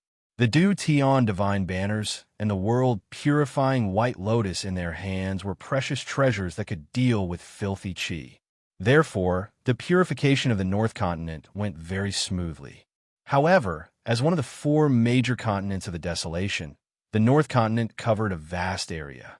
Moreover, it was not easy to purify the unlucky Qi left behind by the primordial chaos expert, the Black Tortoise, or the remnant consciousness of the Fiend Celestial. Therefore, even though the two of them did not stop, their dermic powers were exhausted, and their primordial spirits were tired, they took 49 years to complete the task with the help of elixirs and spiritual fruits. On this day, as the last bit of the evil Qi was purified, in an instant, be it the 12 Du Tian divine banners in Qi Yu's hands or the world-purifying white lotus in the Shura Sovereign's hands, they all shook. Their auras seemed to be surging in the dark, rising and falling. The power of origin went berserk, constantly attacking the bottleneck of the cardinal treasures. The Du Tian divine banners were fine. They were originally acquired cardinal treasures refined by the Lady of Earth. However, because of the great sorcerer demon war and the death of the 12 Zhu Wu, they were severely damaged, just like the chaos spiritual treasures in the Wu people's secret vault. However, after absorbing almost half of the resentment of the Black Tortoise and the Fiend Celestial in the North Continent, the Du Tian divine banners had not only been completely repaired, but their quality had also improved. If the Du Tian divine banners in the past were only at the beginner level of the acquired cardinal treasure, now they had almost reached the peak of the beginner level of the acquired cardinal treasure. They had even surpassed the beginner level and advanced to the middle level of the acquired cardinal treasure. However, the breakthrough of the world-purifying white lotus seemed to be a little lacking. After purifying half of the evil Qi and resentment of the North Continent, the purification law of the world-purifying white lotus had been greatly strengthened. The power of origin was like a surging river, surging and constantly attacking the bottleneck of the connate spiritual treasures and connate cardinal treasures. However, this bottleneck was really primordial and firm. It could be as strong as the cool breeze caressing the high hill. No matter how strong the impact was, it could not be shaken at all. In fact, this was very easy to understand. After all, this was the bottleneck of the connate spiritual treasures and connate cardinal treasures. Although there were not many top-notch connate spiritual treasures in the desolation, there were still many of them. In particular, the top 10 top-notch connate spiritual treasures were the Godslayer, the red hydrangea, the stately painting, the 3 books of heaven, earth, and man, the connate 5-element flags, the river diagram of the ancient book, and so on. However, apart from the Godslayer and the connate 5-element flags, the other numinous treasures had not changed at all. The reason why the Godslayer and the connate 5-element flags could be upgraded to connate cardinal treasures was that the former had been integrated with the remnant body of the chaotic massacre demon god in Hong Jun, which was the body of a late-stage primordial chaos expert. As for the latter, not only had Fong Qingshan used the corpse-severing technique, but he had also integrated a wisp of primordial violet qi. The Golden Lotus of Merit, which also had a 12-grade lotus platform, had a foundation that was above the Shura Emperor's world-cleansing white lotus. It had been in the hands of Jia-in for many years, and he had been refining it day and night. However, there were no signs of upgrading. As they watched the 12-grade world-cleansing white lotus gradually calm down, Fong Qingshan and the Shura Emperor shook their heads regretfully. However, they were not dispirited.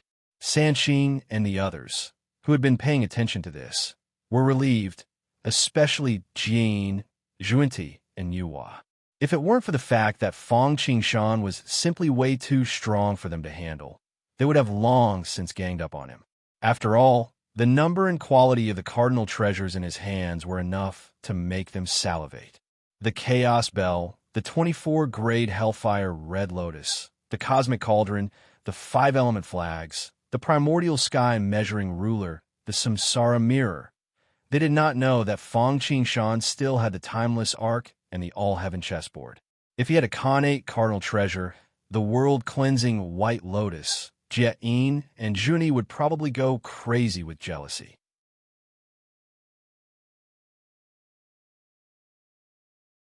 Chapter 1158. Although the world-cleansing White Lotus had failed to break through for the time being, the others had subconsciously overlooked one point. The world-cleansing White Lotus was currently breaking through the bottleneck only because of the purification nomological source. The merit and luck that had purified the North Continent had yet to descend. If this wave of help was added, the breakthrough might not be a 100% success rate, but it was at least 90% certain.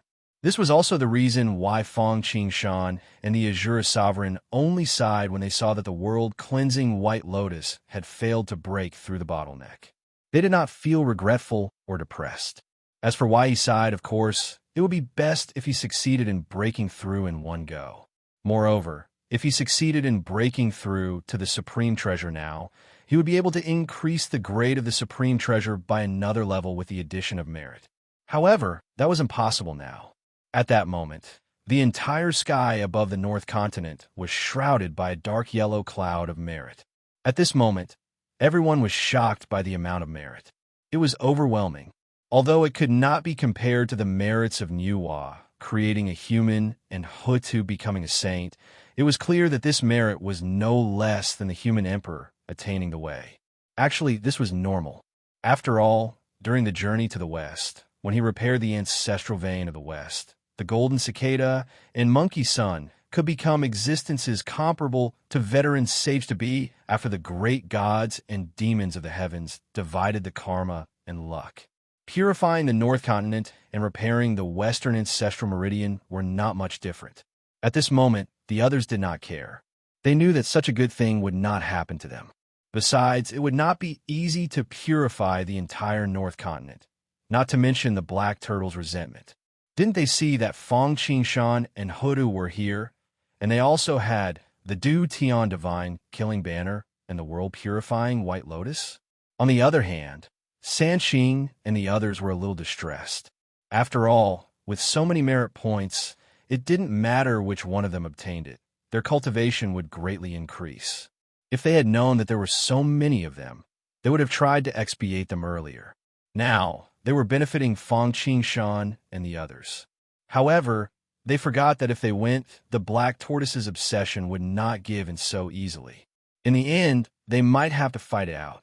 At that time, not to mention merit, it would be good if there was no negative karma. No matter what the others thought, it did not stop the merit from descending. The entire virtuous, auspicious cloud split into 6 and landed on Fang Qingshan, Hutu, Shura Sovereign, Qiyu, Dutian deity banners, and pure white lotus respectively. Among them, Fang Qingshan and Hutu each received 1 level of merit.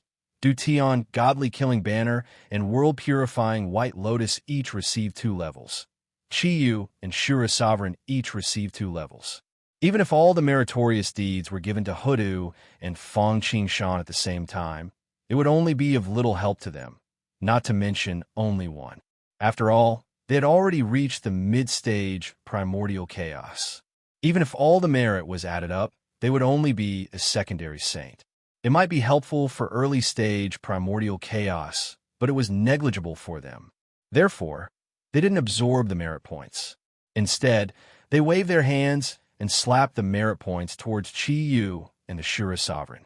These merit points were not of much use to Fang Qingshan and Hutu, but it was different for Qiyu and the Shura Sovereign. Both of them originally had 2 levels each. With this additional level, they each had 3 levels of merit points. However, neither of them absorbed it directly. Qiyu did it because he was about to reincarnate into the human clan and fight for the position of the human emperor. He needed to be reincarnated, so it was useless to absorb the merit points now. It was better to let the merit wrap around his soul and let it reincarnate with him. This way, the benefits would be maximized. However, the Shura Sovereign had learned from Fang Qingshan and Mosquito Dauren, so he didn't use the merit points to improve his primordial spirit cultivation. He had only used the merit points to cut the corpse last time. However, even though he couldn't use the merit points to improve his primordial spirit, he could use it to cleanse his body and cultivate the immortal sea of blood, a supreme body-refining technique.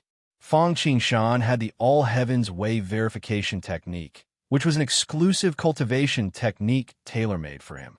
After Mosquito Dauren broke through to the Origin Realm, he also summarized the immeasurable sea of Blood Sutra.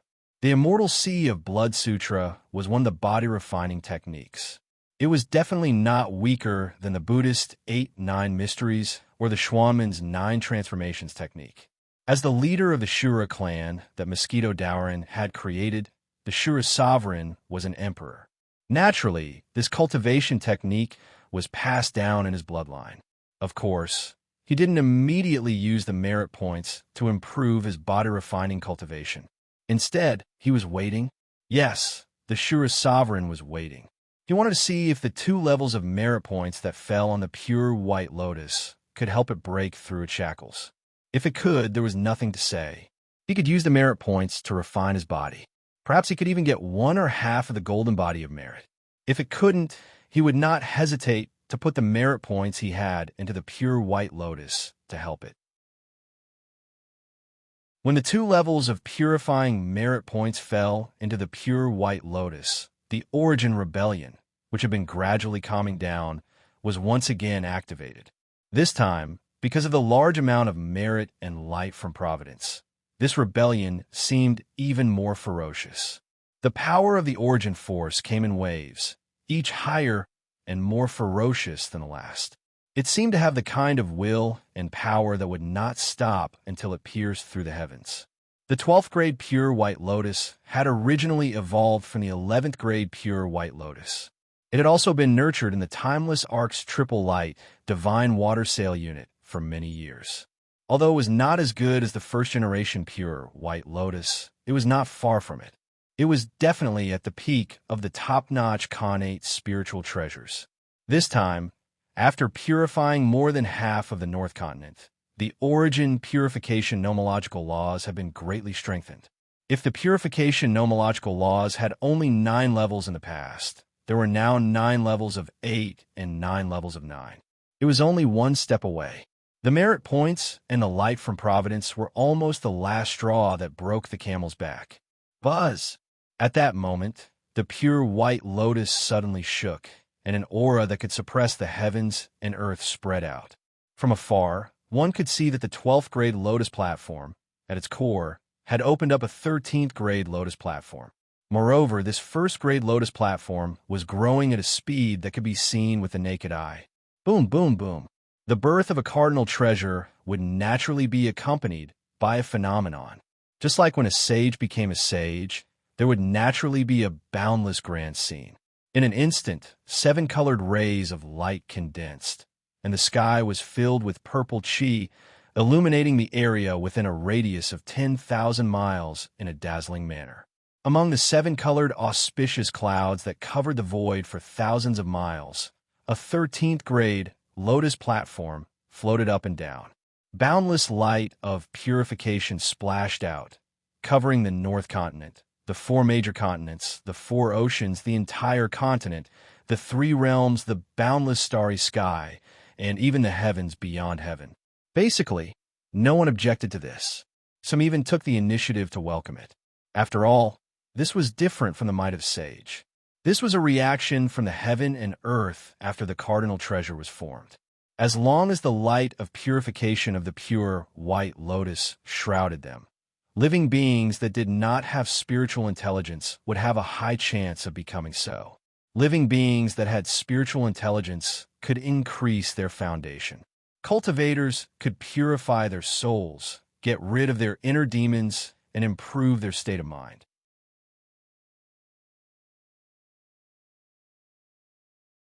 Chapter 11:59. There were pros and cons, and fortune and misfortune came hand in hand. For most of the living creatures in the untainted land, the purifying light released by the purifying white lotus naturally brought many benefits. Even the sage, who was very unhappy with the blood sea, did not stop the purifying light when it fell into his Taoist rite. If it was anything else, you could try it. If it didn't give you a hit, you'd have to thank the gods. However, while this was beneficial to most living beings, it was a lethal poison to a small group of people. This small group of people naturally referred to those who were vicious, had deep negative karma, and cultivated the demonic path, especially the sky demon sky. In truth, it was not only the demonic path, and the demonic path. It was the same for the righteous path and the demonic path as well. The demonic path and demonic path were the same. The demonic path and demonic path were the same. The purification light of the white lotus was one of the best items in the world to restrain the demonic path. It was even more vicious than Tao Chi, Buddhist aura, and the golden light of virtue. Anyone who was shrouded by the purification light would not be able to fight back unless they were above the Grand Luo level, had no ultimate treasures, or were skilled in the demonic path. To the sky demon sky, the purification light of the white lotus was the greatest tumor in the world. For a time, the entire sky beyond heaven seemed to have been released with the ultimate version of the 10 fragrant tendon softening powder. They were like fish on a chopping board, waiting to be slaughtered. Any demon that was shrouded by the purification light sizzled as if they were splashed with acid, as if they were struck by lightning. Damn it, something so major had happened in the sky demon sky, and it naturally alerted the master of the sky demon sky, Ro. Ever since Hong Jun and Luo Ho agreed to integrate the entire extraterrestrial demonic sky into the primordial world, other than the initial integration, Luo Ho had taken the opportunity to demonize the world like Zhuan Ti and tried to enlighten the world. He had scattered the glory of Buddha and made everyone convert to Buddhism. After failing to achieve anything, he had taken the opportunity to demonize the world. It was not that he did not want to cause trouble, but there were no good opportunities, and he really did not have the time. When he blended into the desolation, he was like a sage, or even better than a sage. He could mobilize and enjoy more blessings from Hong Jun Tiandao. Ro had been in seclusion for the past few days. After all, this was a rare opportunity. They were already lagging behind Hong Jun. If they did not work hard, They would only be able to compete with Sanqing and the rest. There was no sun or moon in the mountains, and 1,000 years had passed in the world. Cultivation was the least sensitive to the passage of time. Just as Ro was about to enter a state of life and death seclusion, Heavenly Demon Sky was facing a great calamity. Ro originally thought that since he didn't cause any trouble, under normal circumstances, no one would come to subdue the demon. Unfortunately, man proposes, God disposes. It was true that no one was deliberately targeting the demonic Tao, but the light of purification's unintentional sweep was more ruthless than a targeted attack. The origin source of the demonic world was severely damaged, and it was in turmoil. Ro did not have much time to think. He reacted quickly and took out the ancient demon gate. Buzz! In an instant, a demon gate that was not weaker than the 6 paths of reincarnation golden plate appeared above the demon world. It exuded an immortal aura. It was as if it had existed for eternity in the void. It suppressed time and space. It showed the immortality of the demonic Tao. Although the world-cleansing white lotus was strong and the light of purification was sharp, it was still easily pushed out. In an instant, the entire demon world was covered by a thick layer of dark clouds. The world turned pitch black, as if it had entered an eternal night. In the darkness, there was a terrifying pressure and traces of strange, evil power. It was as if there were countless voices vaguely coming, revealing the temptation of everything in the world. To most people in the desolation world, this was naturally the strongest poison, causing people to turn pale at the mention of it. However, to those in the demonic Tao, it was the greatest enjoyment. The demonic Tao cultivators who were heavily injured by the light of purification recovered in an instant. Some even broke through their bottlenecks in the midst of life and death. Although Rahu's reaction had been fast enough, and because of the great terrors and lucky chances that lurked in between life and death, the demonic cultivators who had managed to survive had all benefited greatly. The losses were still enough to make Rahu vomit blood. That was because the Sky Demon Sky's strength had been weakened by a level in that short period of time. Anyone below the golden immortal level who was enveloped by the light of purification would either achieve enlightenment and break away from the demonic Tao, or die and disappear. Even those above the golden immortal level and below the grand heavenly realm would fail miserably. Those above the grand heavenly realm did not suffer any losses. However, the entire Sky Demon Sky's origin source had been purified by half. If it had been anyone else, even Sanqing or Zhuani, who dared to cause the Sky Demon Sky to suffer such a huge loss, Ro would have let them know why the flowers were red. There is no need to mention those who had yet to break through to the primordial chaos saint level, but possessed ultimate treasures. However, this time, Ro had swallowed the humiliation and acted as if nothing had happened. They did not make any unnecessary moves. Desolation was not just a place where the strong preyed on the weak. It was a place where one's strength mattered, as well as one's background and backing. Although the Shura Sovereign was nothing to be afraid of, even if the Shura Sovereign had an immeasurable amount of virtue on his body, if Luo Ho really wanted him dead, it would only depend on the price he had to pay. But who asked him to have Feng Qingshan standing behind him? This was no small matter. Unlike others, Ro had sensed how powerful he was. Back then, he had been able to escape from Hongjun Tiandao suppression ahead of time, because Hongjun had perished. Hongjun Tiandao's origin source had been severely damaged, and its power had been withdrawn. There was no more power to suppress him, and the source of all this was Feng Qingshan. Therefore, Ro did not dare to provoke Feng Qingshan at all. Even Hongjun and Hongjun Tiandao had perished in his hands. Ro did not have the confidence to protect itself in his hands. It was not easy for him to escape from Hongjun Tiandao's suppression and breathe the breath of freedom. He did not want to be defeated again, because he knew that once he declined, Hongjun would definitely beat him when he was down. After all, he had once taken advantage of Hongjun's misfortune. It would not be easy for him to find a good opportunity to escape at that time. Damn it, are primordial supreme treasures so easy to get? Heaven is unfair. Fang Qingshan has more supreme treasures than he can count with one hand. Our Western sect has 2 sages and a big sect, but none of them have a supreme treasure to suppress the destiny. Junior brother, don't worry. As long as we restore the entire Western ancestral vein, the virtuous golden lotus will definitely become a supreme treasure. Then, our Western sect will be stable. What a lawless, evil ancestor Ro. I think he is just a person who deceives the world. He is being bullied, but he does not have any reaction. What a pity. It would be great if they fought. I did not expect that Ro, who once dared to compete with Daozu, would now.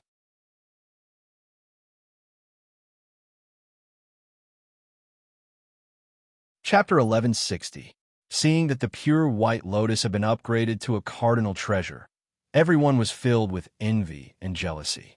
This was especially so for Zhuanti and Yuhua, who did not have any cardinal treasures with them. Their eyes were practically spitting fire. Truly, the well-fed did not know the suffering of the starving. They did not have a single cardinal treasure, but the cardinal treasures of the Blood Sea were like crops in the field, coming one after another. Seeing that the light of purification had enveloped the area, especially when the sky beyond heaven had suffered heavy losses, everyone was secretly delighted. They did not have a good relationship with Fang Qingshan and the Blood Sea, nor did they have any relations with the demon world. In fact, because of their different morals, they could not wait to completely defeat the other party. Between the Blood Sea and the demon world, they would be happy if anyone was hurt. Moreover, they thought that since the demon world had suffered such a huge loss, Ro had to fight back no matter what. When the 2 tigers fought, Ro would definitely be hurt. At that time, they could gang up on Ro and perhaps get some benefits. Everyone was drooling over the ancient demon gate that was currently standing in the sky above the demon world. As for why Fang Qingshan was not the one who was hurt, was there a need to explain? It was not that they looked down on Ro, but that Fang Qingshan was not someone to be trifled with. It was a fact that even Daozu did not dare to act rashly. Unfortunately, they were thinking too much. There was no such thing as a third party benefiting from a fight. Ro was not the kind of person who would be hot-headed and not care about anything. All right, we are done here. It is time for us to leave. Fang Qingshan did not know what San Qing and the others were thinking. Even if he knew, he would not care at all. After all, he could be so willful when he was strong. His trip to the North Continent this time was considered a success. After purifying more than half of the North Continent, the Shura sovereign had almost become the son of Providence. He was born with Providence. In addition to the Providence and merit he obtained after purifying the world, even if he did not use merit to raise his cultivation level, his cultivation speed would be more than 10 times faster. It would also be easier for him to break through bottlenecks. Taking advantage of this golden opportunity, it wouldn't be difficult for the Azura sovereign to advance to the peak of quasi-sage and become a quasi-sage or utmost being. At the same time, it wouldn't be difficult for him to break through to the late quasi-sage late stage. In addition, the breakthrough of the pure white lotus was a pleasant surprise. Although Fang Qingshan had made up his mind to take this opportunity to make a breakthrough, he could not be sure whether he would succeed or not.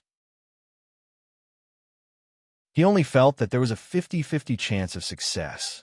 Fang Qingshan brought the Shura sovereign back to the Blood Sea. As for the Black Tortoise's reincarnation, he was not in a hurry. After all, the era of the 3 sovereigns had not ended, let alone the 5 sovereigns. Moreover, Yu the Great was the last sovereign. However, even though they were free, Hutu was not. In order to purify the North Continent, Fang Qingshan only cared about merit, light from Providence, and supreme treasures that could help him improve. For Hutu, in addition to these, she also had territory. Territory was a good thing, especially since the North Continent was a quarter of the Desolation Continent. Don't you see that the 2 from the West are always thinking of attacking the East? Apart from the East's abundant resources and heavenly treasures, it was also because they wanted to expand their territory. Although the North Continent could not be compared to the Dongsheng Divine Continent, After purification, it was stronger than the West Hineu continent. The North Continent, which used to be so desolate and uninhabited, had now become a delicious piece of cake. Many people would definitely covet it. Unfortunately, these people's wishful thinking would not work out. After working so hard for so long, Hutu would not work hard for others. Moreover, if the Wu people wanted to develop, they needed a piece of territory. This was originally the territory of the Lich and Demon Remnant.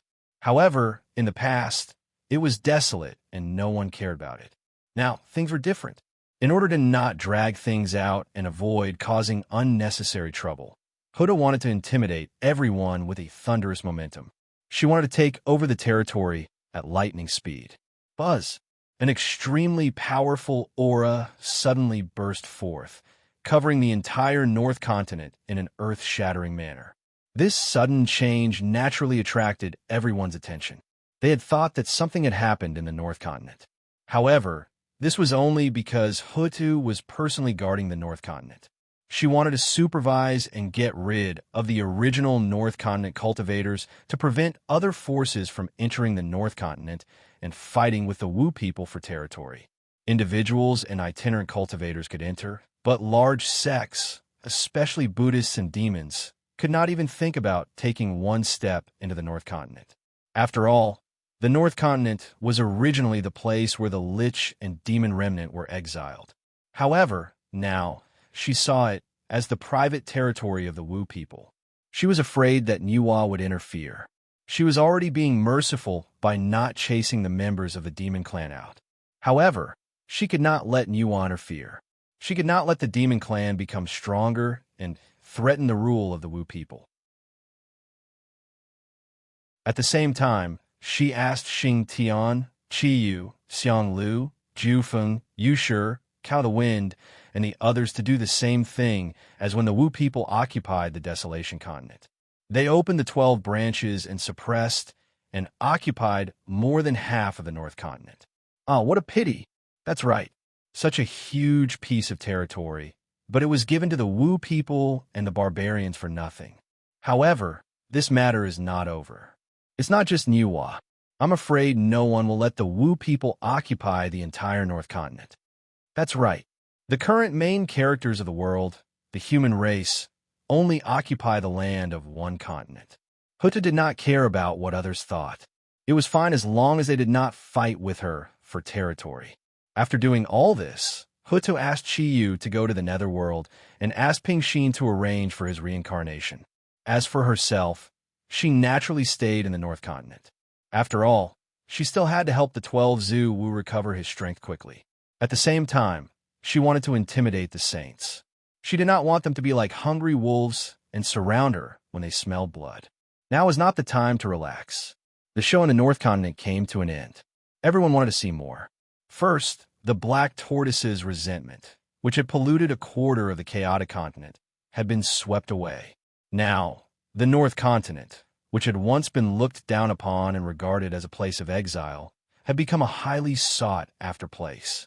Then, an endless amount of merit descended. Another Khanate cardinal treasure appeared in the Desolation Continent. Moreover, it came from the Blood Sea. Everyone except the saints was envious and jealous. As for why they did not hate him, it was simple. If two people were about the same, they would naturally have the mentality of comparing with each other. They would naturally have the mentality of not worrying about the scarcity, but the inequality. However, the difference between them and Fang Qingshan was too huge. They looked up to him and naturally did not have too many negative emotions. In addition, the demon world was caught in the crossfire. It wanted to be a handsome man, but it was beaten until it became a panda's eye.